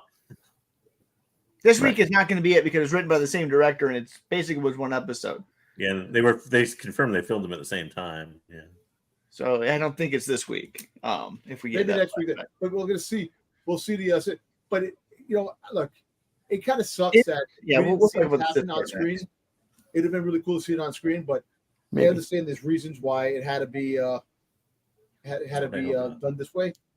But I'm telling you, this episode definitely was a much better episode than the third one. But I had no problem with the third one either. You know, It could have been better. I agree. They could have done a few more things, made it a little bit longer, and added to it. But it was. I enjoyed it, but it wasn't perfect. Did you guys expect this person to show up this early? This character Hell was yeah. awesome. This was awesome. I God, like how he showed up.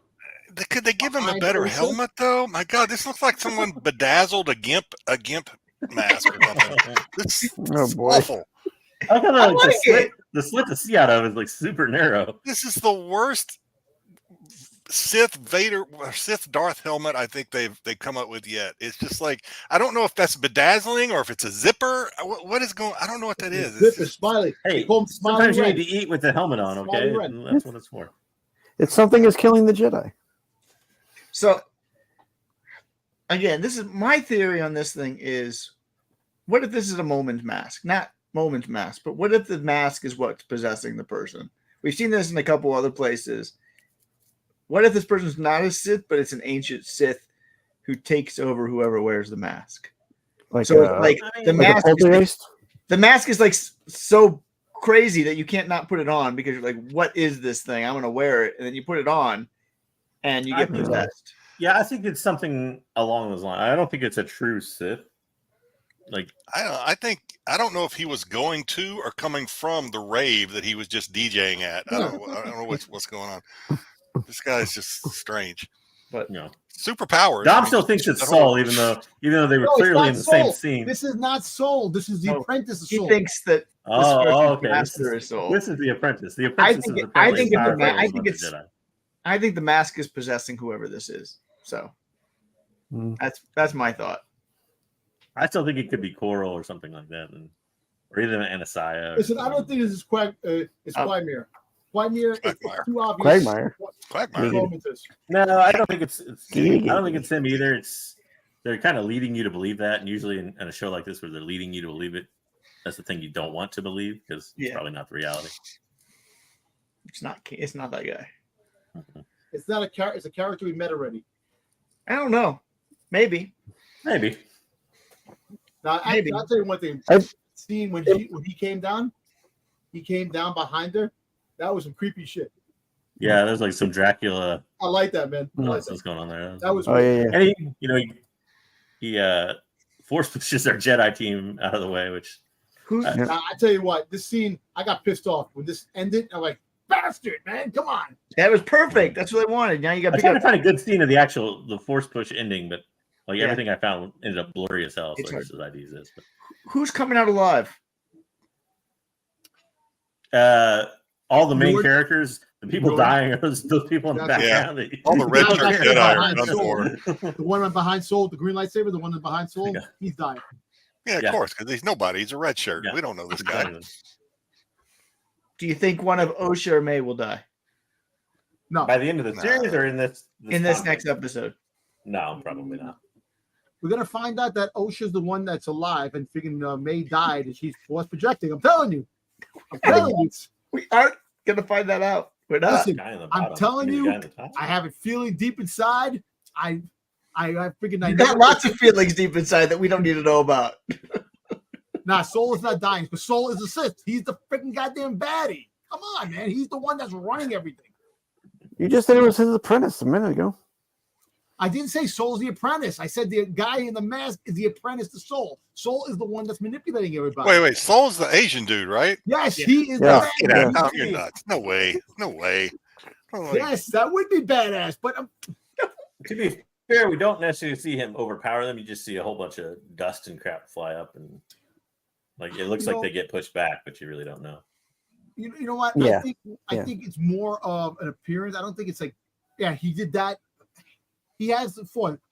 Me personally, I actually think the Force is actually stronger in this time because of it's like think about it.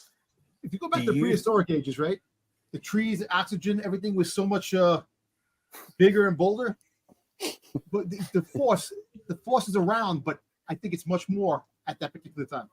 Do you think the person be it a Domicary that they're still an apprentice or be it a master or whatever, do you think that this person showed up here because they know Osha was going to be there before? Unless they may have suspected that May would flip on them, but other than that, they've never followed. So maybe they're there to kidnap Osha. Maybe because the person shoves Osha out of the way. Obviously, he fucking does his wheel. Yeah. So it makes you wonder if they're there because of Osha and not because of May. I don't know. Might be there to make sure May doesn't finish her quest to face Kelnacca. Yeah. I don't know. It's hard to say at this point, but I don't know. It'll be. I think it'll be an interesting twist in the next episode that Osha. The whole fact that he was basically there, May becomes Osha and Osha becomes May. The fact that he was there, he or she or they knew that he was that they were. Reason that they was there was because they knew that May was going to change her mind, or I mean, flip or like, whatever. Yeah. I don't Well, know. there was a I think possibility of it. that needs to be figured out. We need that part of the story. That why did they kill Kelnacca before? I didn't Listen, didn't like that unless they give us a sense on why that happened. Listen, I Are we actually going to think get a once they show the flashback episode flashback, next? once they show the flashback from May's point of view, it'll come clearer.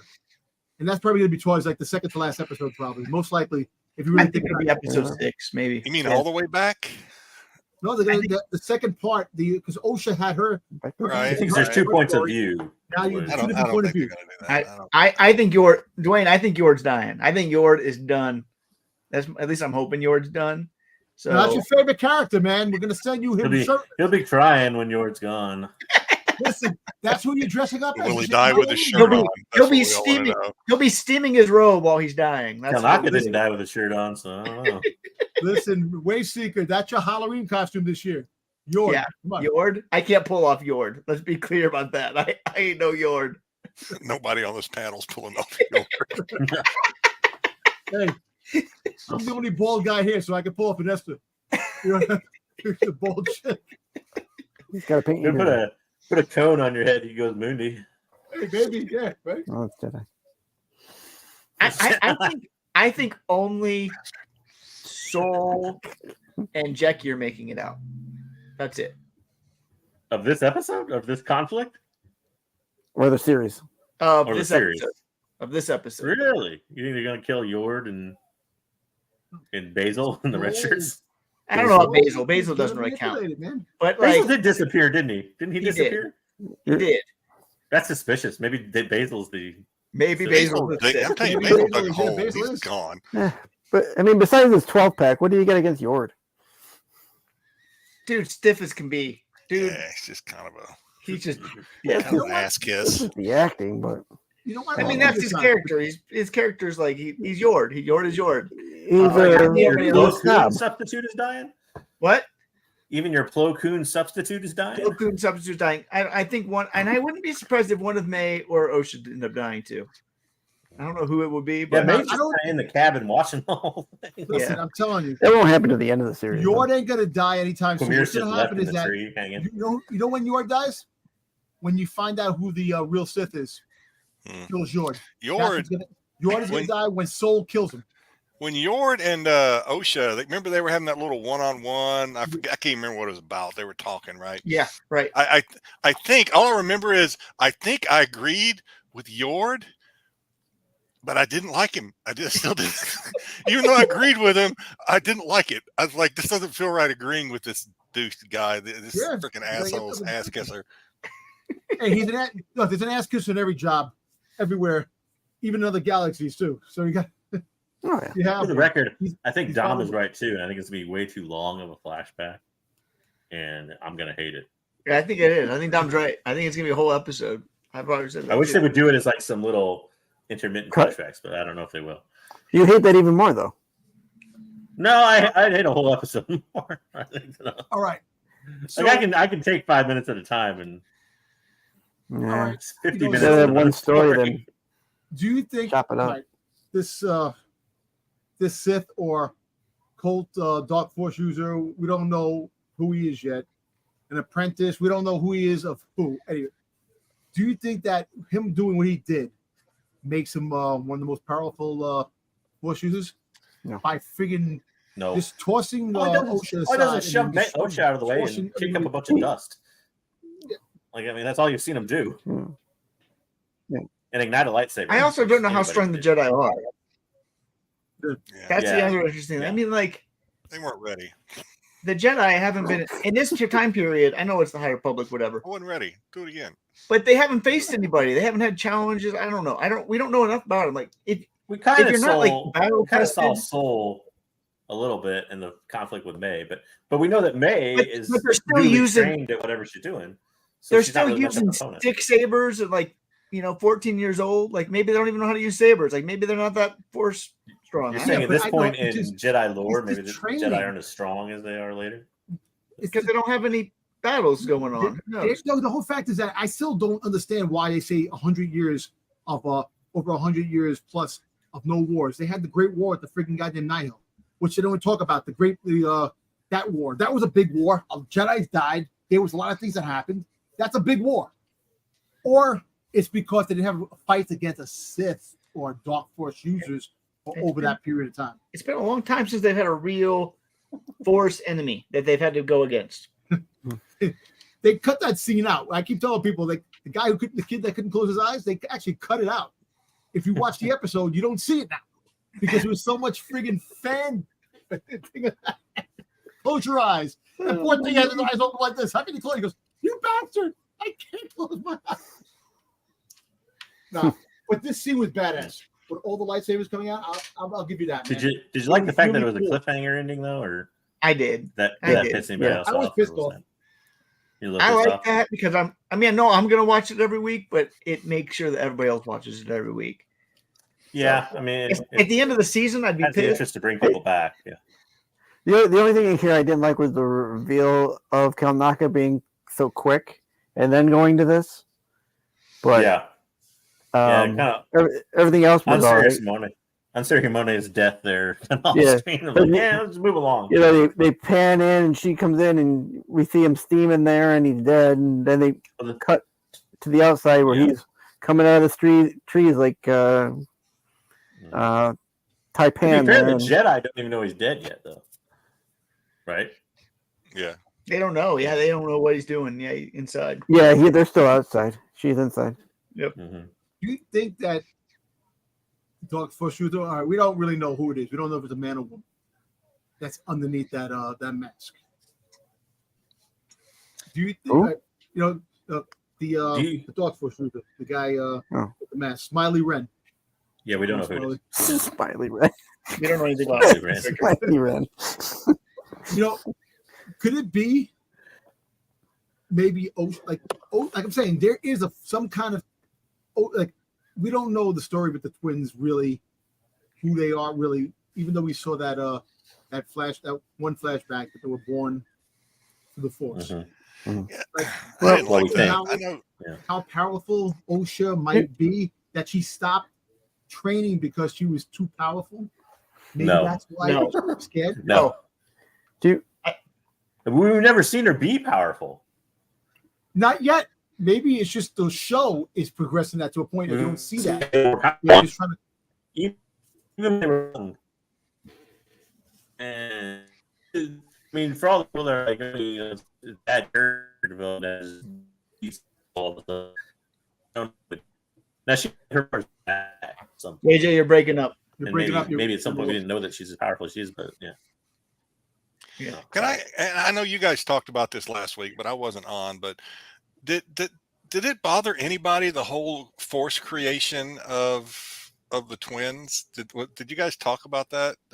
Does that diminish the legend of Anakin? No. And maybe Palpatine was behind that. I think it does. I think we need to see what happens. I think there's a lot more to that story, which we're going to find out. So look, take it a grain of salt. I think this legend is where Palpatine gets that idea from. Dark Plagueis. This it can all lead to Dark Plagueis. We don't know. We don't know Dark Plagueis. Dark Tank. What's Plagueis' master again? Dark Tenebrous. Yeah. We don't know if any of those. Hey, look, if it's a new creation, a new Sith that we never heard of before, I'm fine with that too. Some brand new Sith, but I have no problem with, because they complained about the thread, the Force of the thread. Which is the Dathomir hold the Force of the thread. People just blow it out of proportion. It didn't diminish anything because we don't know the story yet. Yeah, that's not what I'm talking about. I mean, the whole Force is the thread, blah, blah, blah. The Force is music in my ears. I don't give a shit. Whatever. We don't know. I'm saying, the whole thing about the Immaculate Conception of Anakin, and then there was, although it never became canon, I don't think, that Palpatine was the one who used the Force to impregnate Shmi, etc. There was some mystery to it. There was some intrigue. But if they just make it out to be like, anybody that's strong in the Force can conjure up this blah blah blah and impregnate somebody, and I don't know, that just kind of diminishes Anakin's Well, the I don't legend. You know, think, to me it I don't does. think so. You know, the coming to bring balance, etc. A lot of this stuff was covered up. Look, this is the one good reason why the stories that come out in the past, you don't know.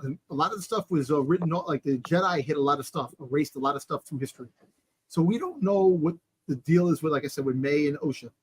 You know, the Force dyad, figuring out, you know, the yin and yang of what the Force is about. Anakin was a creation. He was the chosen one, still will always be the chosen one. This is something different. Until we hear that, yeah, this was the original thing, I'm not getting mad at that, because it's something different, it's something new, and if it's a different way they would create it, I'm cool with that. It doesn't diminish Anakin or anything like that at that time period. This is 100 years prior to everything. We don't know what the story is until we find out the entire story, this whole ending, this whole show. Then we can base our opinions. But Yeah, I don't disagree with any of that. I just think that is a concern of mine right now, is that they're concerned with a lot of people. And listen, everybody has concern. I'm just saying that I'm looking at the fact that there are things that they can make brand new. Look, we're gonna get a movie, The First Jedi, that can change the perspective and everything. We don't know, but this story, let it progress. Once we see the ending and how it ends, then we can all sit there and judge. Hey, if it does diminish the Anakin thing, then you know what? Then Disney, just I agree with that. Content. I mean, I think we're going to get the other flashback episode, Jedi, and the other flashback episode, we're going to learn a lot more about the creation of them. I don't think Mom's dead. And impregnate. I like that. I don't think Mom is dead, so I think we're going to learn more about Mom, and I'm willing to wait and see what that episode is. I had said a theory on the mom there, and I don't know if Dom remembers me saying this on Friday night after the show on Friday night when we were talking about the show. He probably wasn't listening. No, he was listening.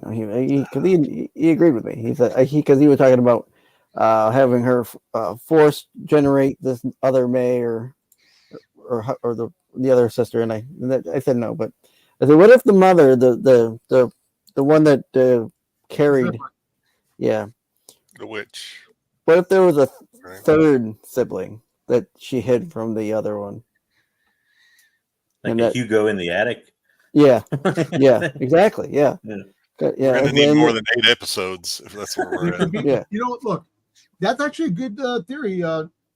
6. You know, something like a redheaded stepchild, right? That was born and that theory then comes out of nowhere and kind of like completes your loop, so to speak.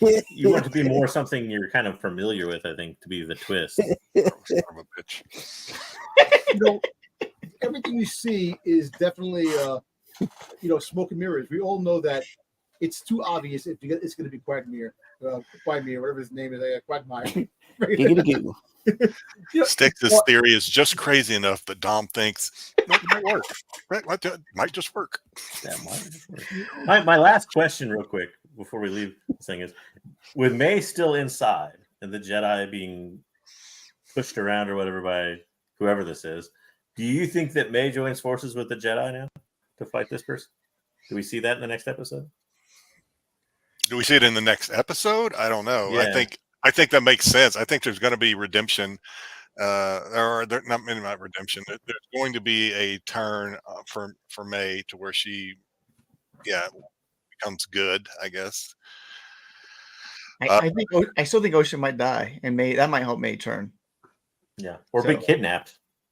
Or get kidnapped. Kidnapping would also work. Yeah, I got to go save my sister. So, but even if May turns, she's still going to have to pay the price for. So either she's going to have to die, or she's going to go to prison because she did, for whatever reason, she did murder Indara two Jedi that we know of.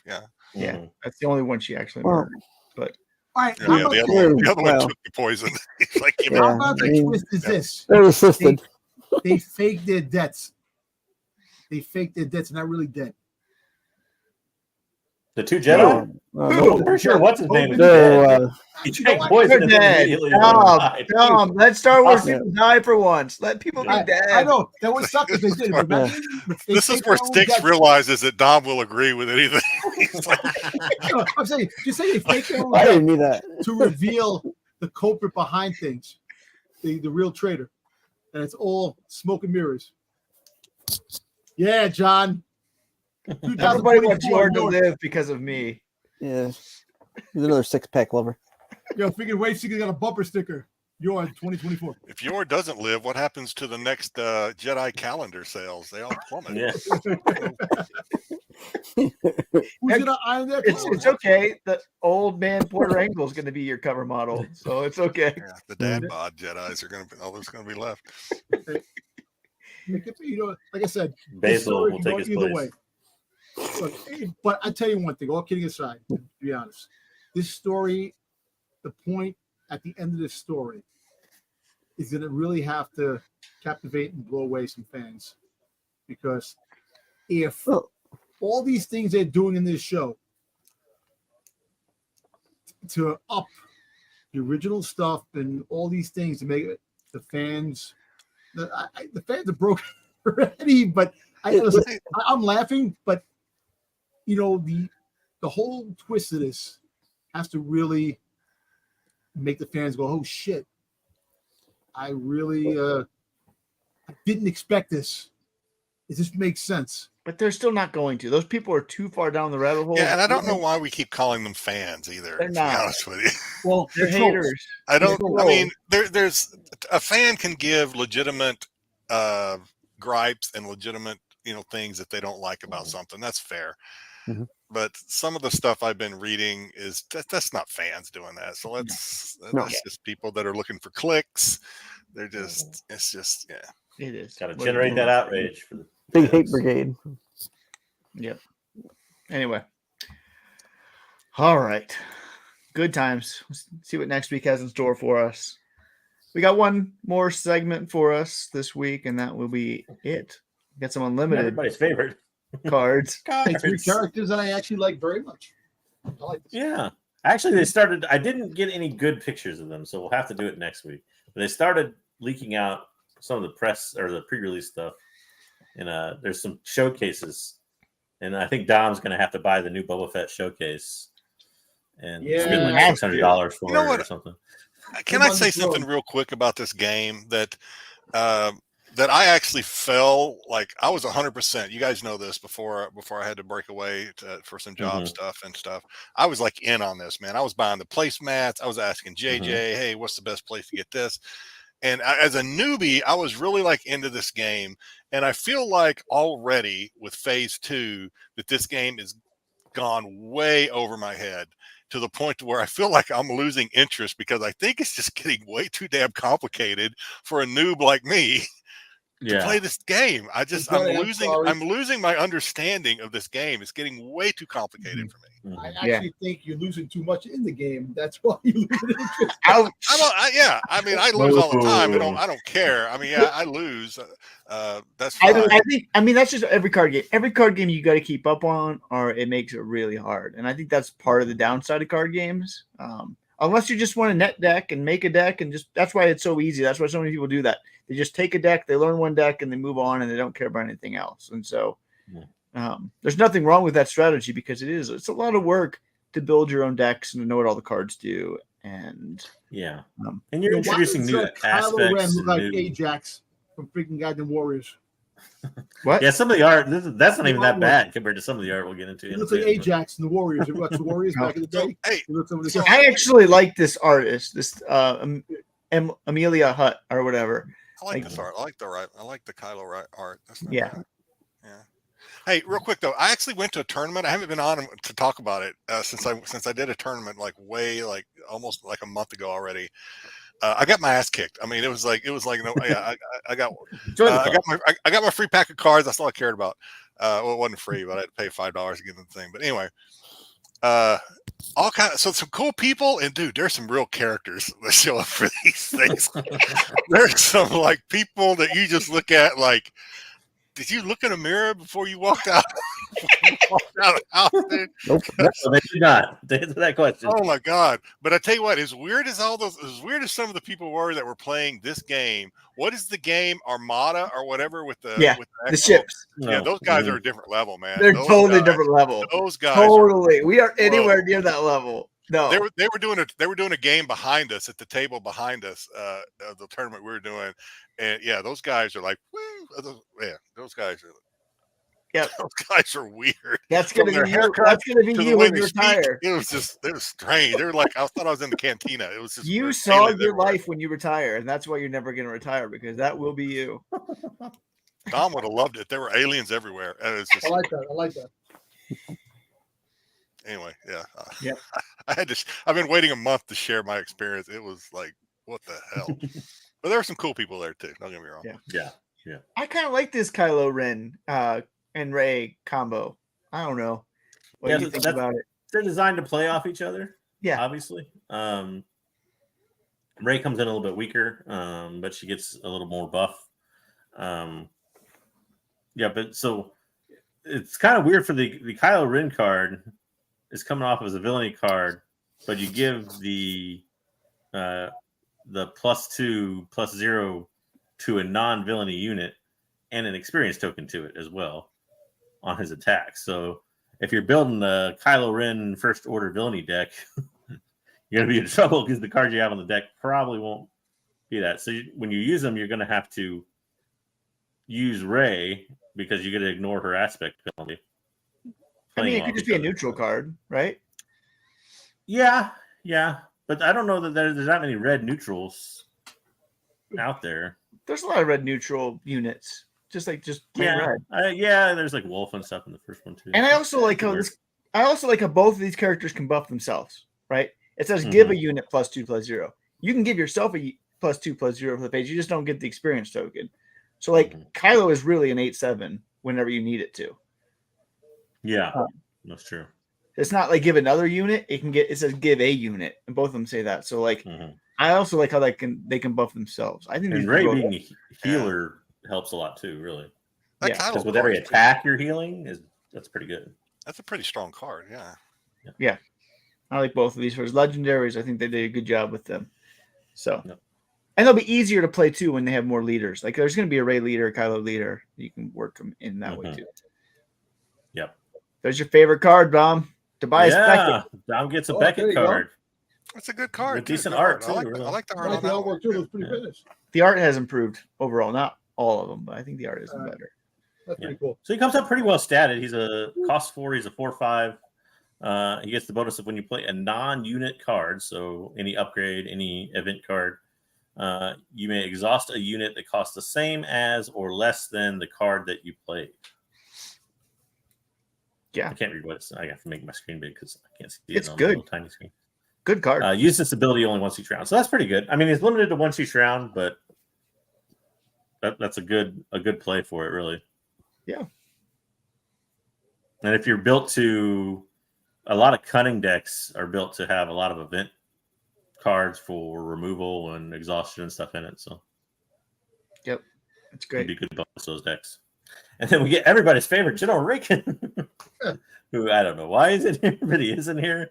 I don't know why he's in the kind of the scum and villainy set, but he's in there. But he actually comes out decently statted, cost 6, he's 5/7. But he gets a win played win and on attack. Choose a friendly unit. If it has Sentinel, you give an experience token to it. Otherwise, it gains Sentinel for the face. So, not a bad play for 6. It can save you in certain situations. And you can, obviously, if you attack with him frequently enough, you can Voltron a pretty strong Sentinel with those experience tokens. So if it's already a Sentinel, you can give it a token that carries over to the next phase. But if it's not, it just becomes a Sentinel for that phase. Yeah. Right. Correct. Mm-hmm. Yep. So, I don't know, it's not funny, a bad card for a rare. Going through these, I can read it and I kind of understand it. But when you're in the tournament, unless you're somebody like Wayseeker or JJ that's done this a lot, when you're in the tournament, you really get like deer in the headlights really fast when you're trying to figure out what's going on. Oh yeah, for sure. Yeah, for sure. What's going on? I don't know. I know I've looked at this card 1,000 times. Suddenly I don't know what the fuck it is. It's just like really weird. Toro's a weird addition. Talk about weird Toro's cards. card. Whack ass friggin' bounty hunter. I thought he was holding a bag of groceries. What's he got? Grogu. It's Grogu. It's Grogu. Yep. It's Grogu wrapped up. But so he comes out as a 3, statted 3/5. So 3 attack, Decent. 5 defense. Yep. Not bad. He's got a good. When you play another bounty hunter unit, so not him, you may deal 1 damage unit or 1 damage to it. If you do, you can ready it. Use this. You only get to use it once per round, but that's a pretty good exchange for just 1 damage. Yeah, to ready the unit. So, yeah. Hunter And then on top of that, Brood. yeah, you can. Yeah. So another 3/5. Or no, I'm sorry. Go ahead, Rayseeker. Yeah, 3 cost 4/3. Decent stats there too. It says while an enemy unit has a bounty on it, this one gains shielded. So if you're playing bounty deck, it's a good costed unit with shielded. So that's strong. A 3 cost 4/3 potentially with shield is hard to deal with early in the game.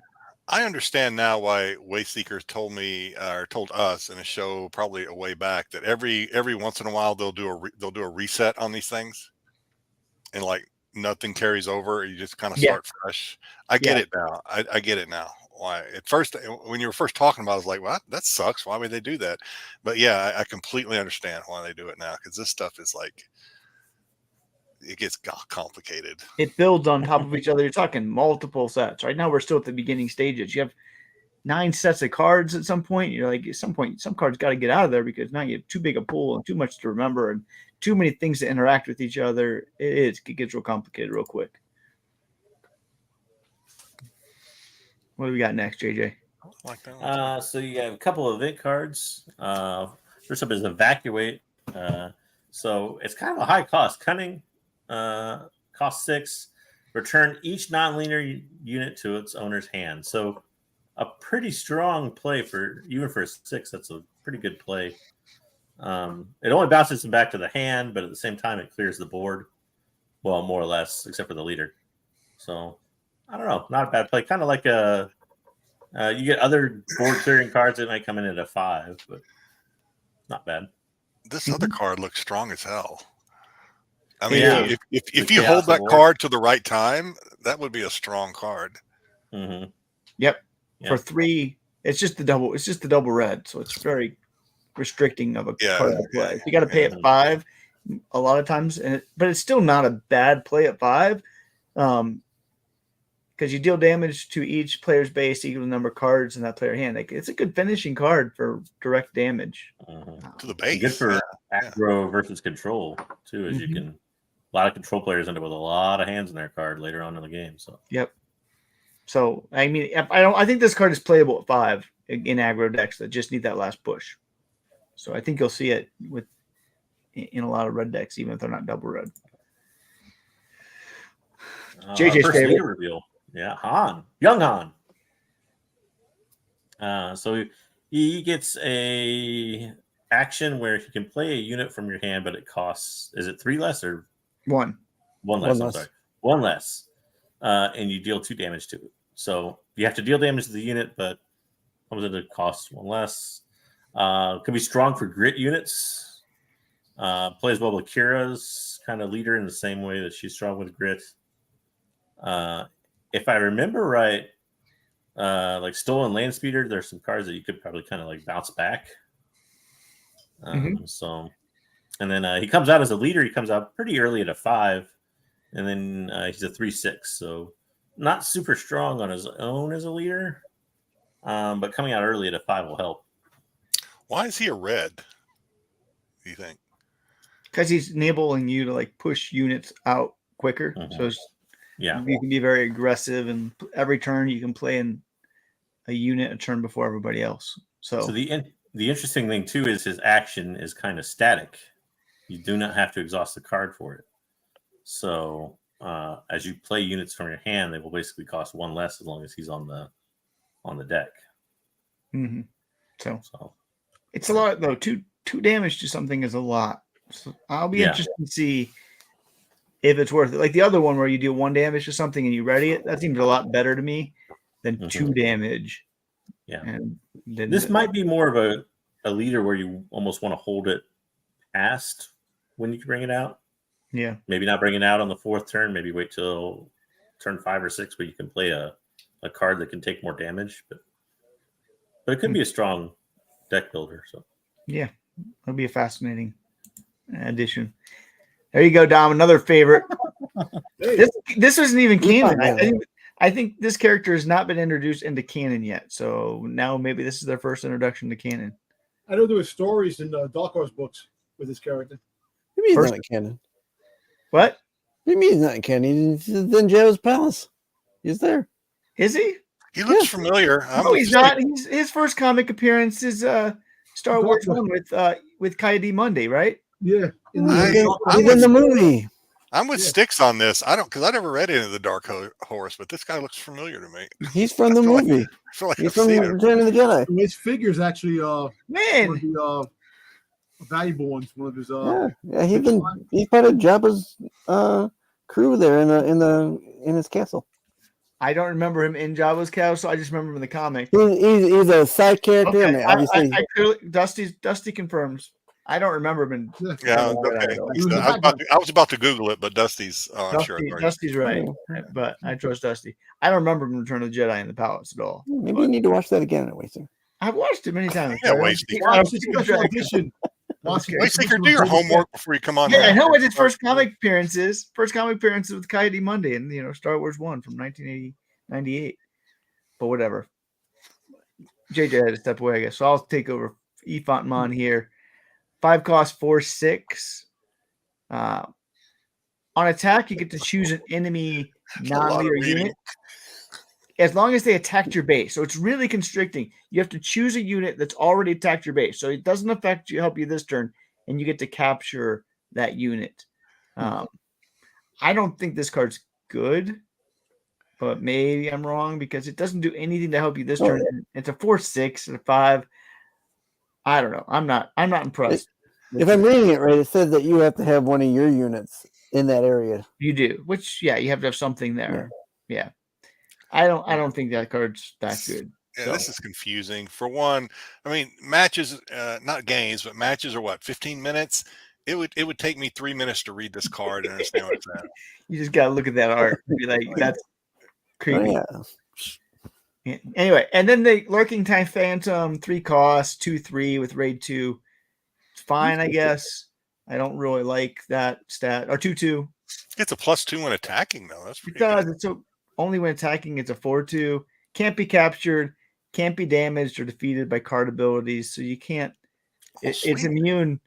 It's immune to lots of removal and things like that, which is kind of nice. Damaged or defeated.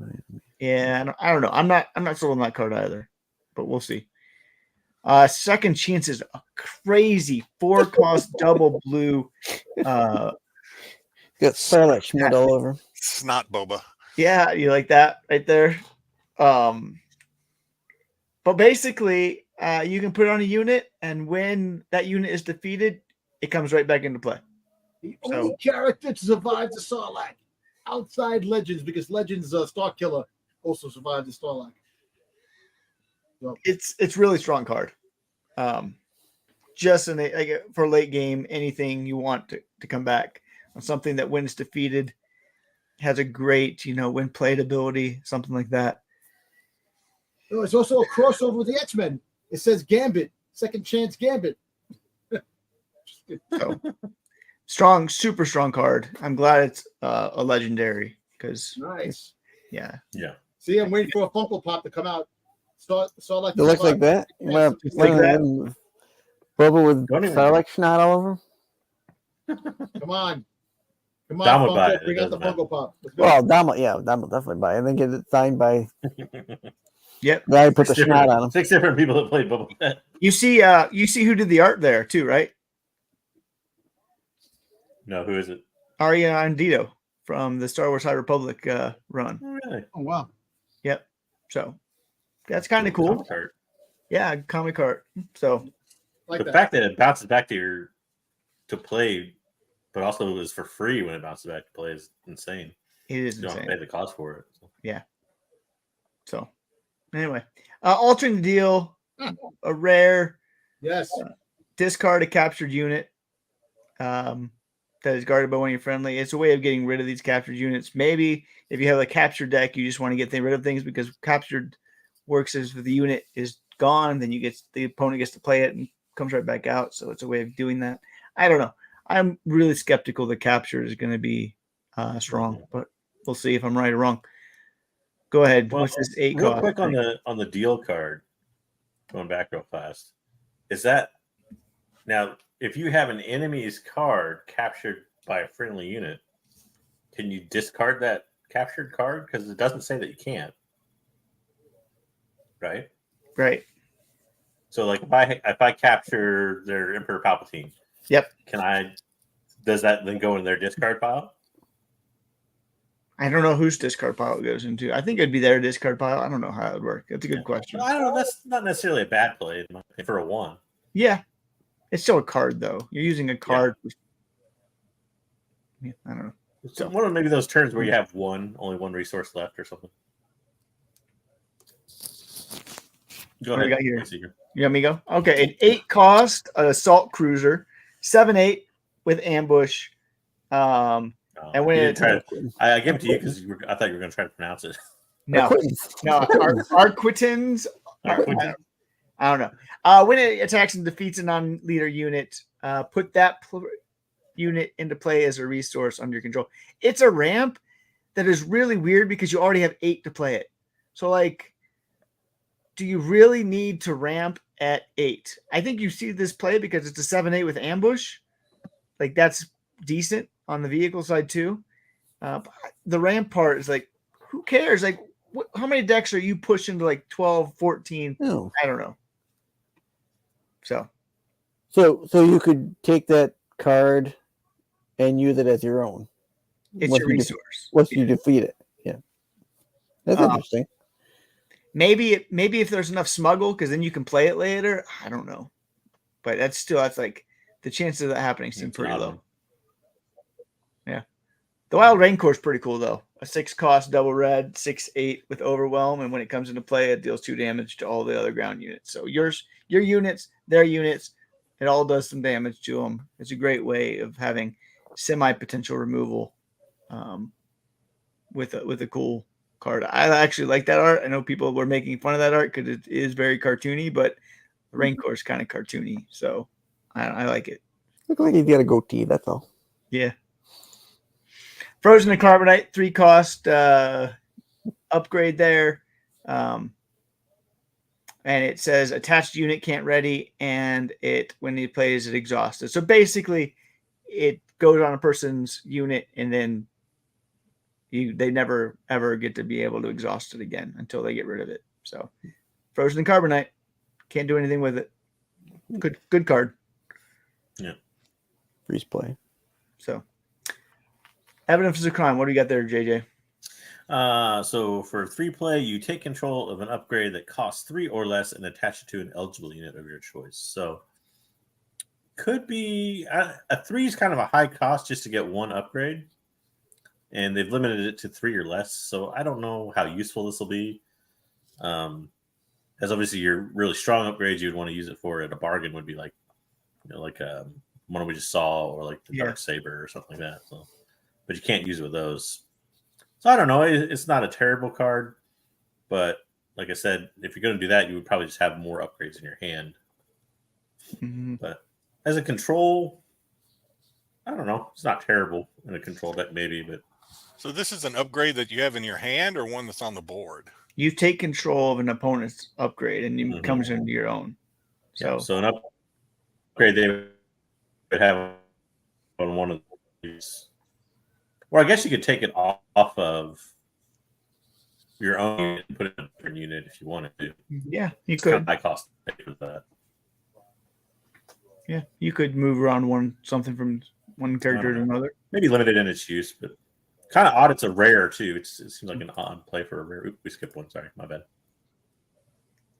The Super Commandos. Super Commando Mandalorian squad. 4/4. 4/4 shielded. Look at that. While upgraded, also a Sentinel. decent. I don't think it will be great, but probably a draft card with enough things. You want Sentinel, and Sentinel with Shield is hard to deal with, so it's a draft card. Andor, on the other hand, is a 3/3/5, which is good stats for a 3.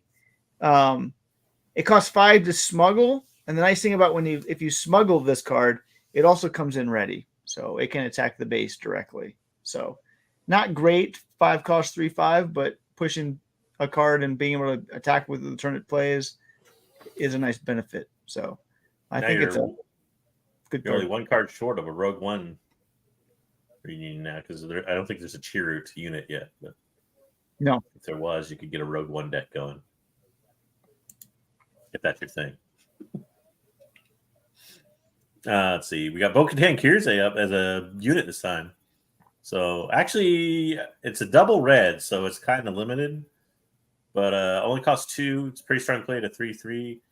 And when defeated, for each player with 15 or more damage on their base.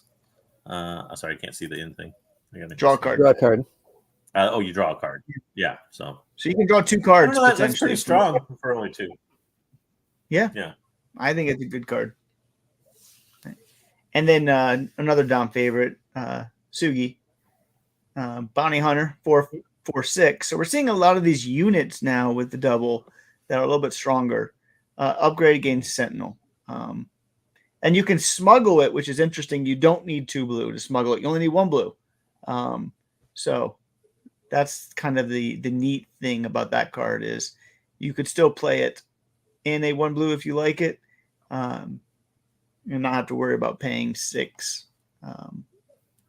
if you're smuggling that way. So it's the same cost either way. Jabba the Hutt leader. So we finally get this one. Kind of everybody knew this was coming, I think, in this deck. Or the set, I should say. I like that artwork. Yeah, it's good artwork. It needs, but it comes out slave Leia, though. Of course. Needs more Leia choking. Needs more Leia. His action is choose a unit for this phase. It gains bounty. The bounty is the next unit you play this phase costs 1 less. So I don't know. That's not a super fantastic action probably to use. I don't really know how bounty is going to play out as far as these things go, because your opponent collects the bounty almost in every situation. So you can be obviously distributing it to your opponent's cards in this case. Yeah. So you're getting maybe a card you're trying to throw away, but yeah. But he comes out 7. He comes out statted a lot like the Jabba the Hutt unit card is, weirdly low attack, so he's a 2/12. But when deployed, another friendly unit captures an enemy unit, non-leader unit. So immediately when you play the card, you get to capture a unit.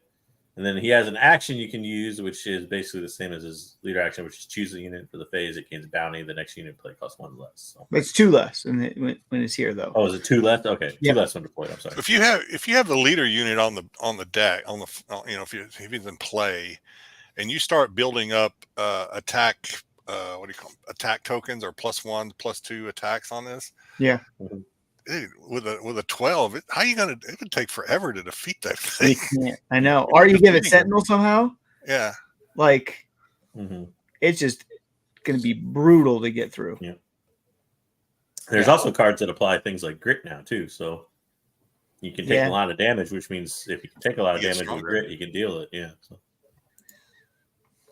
There's Jabba's Rancor. We already had the other Rancor. We got Jabba's now, which is an 8 cost, 9/9. If you control Jabba, it's 1 less to play. So potentially, if Jabba's out, this thing could come into play for 5 because Jabba can make it something -2. This one is already -1. So you could potentially play this thing for 5.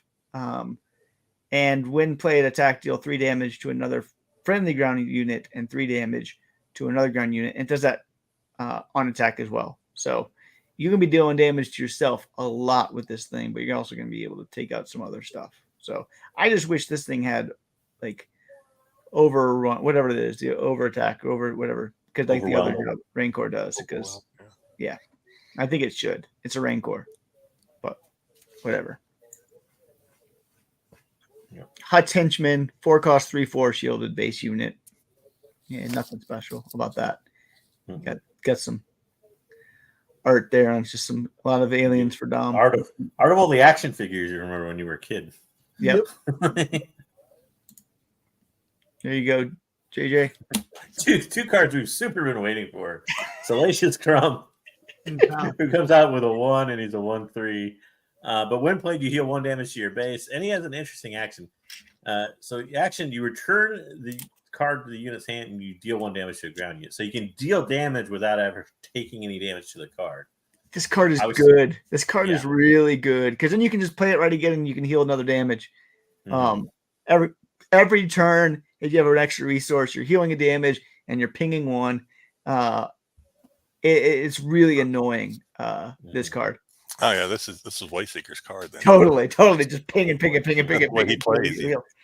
So you play this, he deals damage to the base, and then you can immediately return him back to your own hand and deal damage to a unit. He heals. He heals the base. Oh, heals damage. Sorry, and then can't immediately do it because you have to exhaust them. So he comes in exhausted. So the next turn you can then.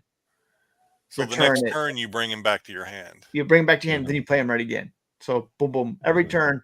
And he deals damage when you return him to your hand, right? Yeah. That's what. 1 damage to the ground unit. Yeah. Cool. And it'll constantly heal too, so it's pretty strong for a 1. Good job, sir. Val is the card everybody was asking for. Oh yeah, definitely. Oh god. Okay, so obviously an underworld unit as a 2-cost comes into 2/4, which actually is not terrible. 2 for 2/4 is not bad, but comes in with a bounty on it, so deal 3 damage to a unit. But when defeated, give 2 experience tokens to a friendly unit. So, obviously you have to have a unit that will take 3 damage because the opponent gets the bounty. But at the same time, you got to give 2 experience tokens to units. So it's not a horrible exchange. No. I don't know if it'll see play because it's just a 2/4, but 2 experience tokens is a lot. It's not awful. Yeah. For only a 2-cost card, and like cards now have that ability. I think like Obi-Wan has that ability, but he's a 6 play, so obviously much higher cost. So it'll be interesting to see how much that gets used. Eventually, I'll get into this game. We made. I'll sell you all my cards, Dom. You want them? I'll just sell you all. Give it to Boba Fett. Sell them all. I ain't giving you. Where'd the word "give" come in? This. I'll buy the Boba Fett. All right, there you go. I'll buy the Boba Fett. Come on. We made a full show without Marco. Yeah, how about that? I expect him to jump on any minute and claim victory that his streak is still alive. The suspension is real. Don't play Hunters with Marco. So John, you're playing it. It ain't pretty. It ain't pretty. So it ain't pretty playing with me either. I'm gonna be honest. But I'm a little bit better than Marco. JJ carried us both, and it's pretty impressive. JJ plays way too much. That's what we found out. That's true. You guys playing online? Is that what it is? Yeah, it's the new game. Yeah. On your phones or whatever. Switch. I think JJ has an advantage because I think the Switch is probably easier than the phone. I don't know. I think for certain characters it's easier. But it's on Switch. Yeah, it's on the Switch. Mm-hmm. Oh, well, maybe I'll try playing it. Sticks. I like this new camera look you got with the darkness. I like it. It's like it gives you like I'm a little afraid. It just makes me a little scared. It's like a certain creepiness, like Godfather. Like he's just sitting back, like in the dark, like pulling strings. Benevolence. Make him an offer you can't refuse. It's intimidating. It's gone up. Your intimidation factor has gone up, Sticks. Just saying something. Yeah. So, all right. Well, catch us next week. We got, I don't know, all the stuff's going on this week. We got TAC and Friday night show and Saturday night show and Wednesdays, Fridays live, Saturday live, Sunday live. Maybe there'll be an Acolyte show. I don't know. Maybe Tuesday. Maybe Tuesday night will be live. Maybe not. Are we not promoting the new channel, or are we not doing that yet? Or what? I don't know if that's an official thing yet. Is it official yet? Okay. Yeah. No, it's still. I don't know. I didn't want to say anything because I didn't know if it was. Yeah. So we'll find out. We've got some stuff coming down the pipe that's new. Yeah. So we'll say. Yeah, we got stuff going on. Yeah. So I think Marco suspension will probably be lifted. It all means you're going to see more Dom. That's what I got out of it. Just more Dom, and I'm not crazy. I mean, about that. Dom. Dom's the man of the people, so Everybody gotta let give the Dom people what they over. want. The Give whole them damn what show. they want. He's gonna Give be me calling what in I sick. want. I'll give you what you want. And on that note, Oh, boy. y'all have a good night. It was great to see you all. Thanks too for jumping on and Thanks for having me. Yeah, Jedi, Don. Thank you. Yep. We'll see you next week.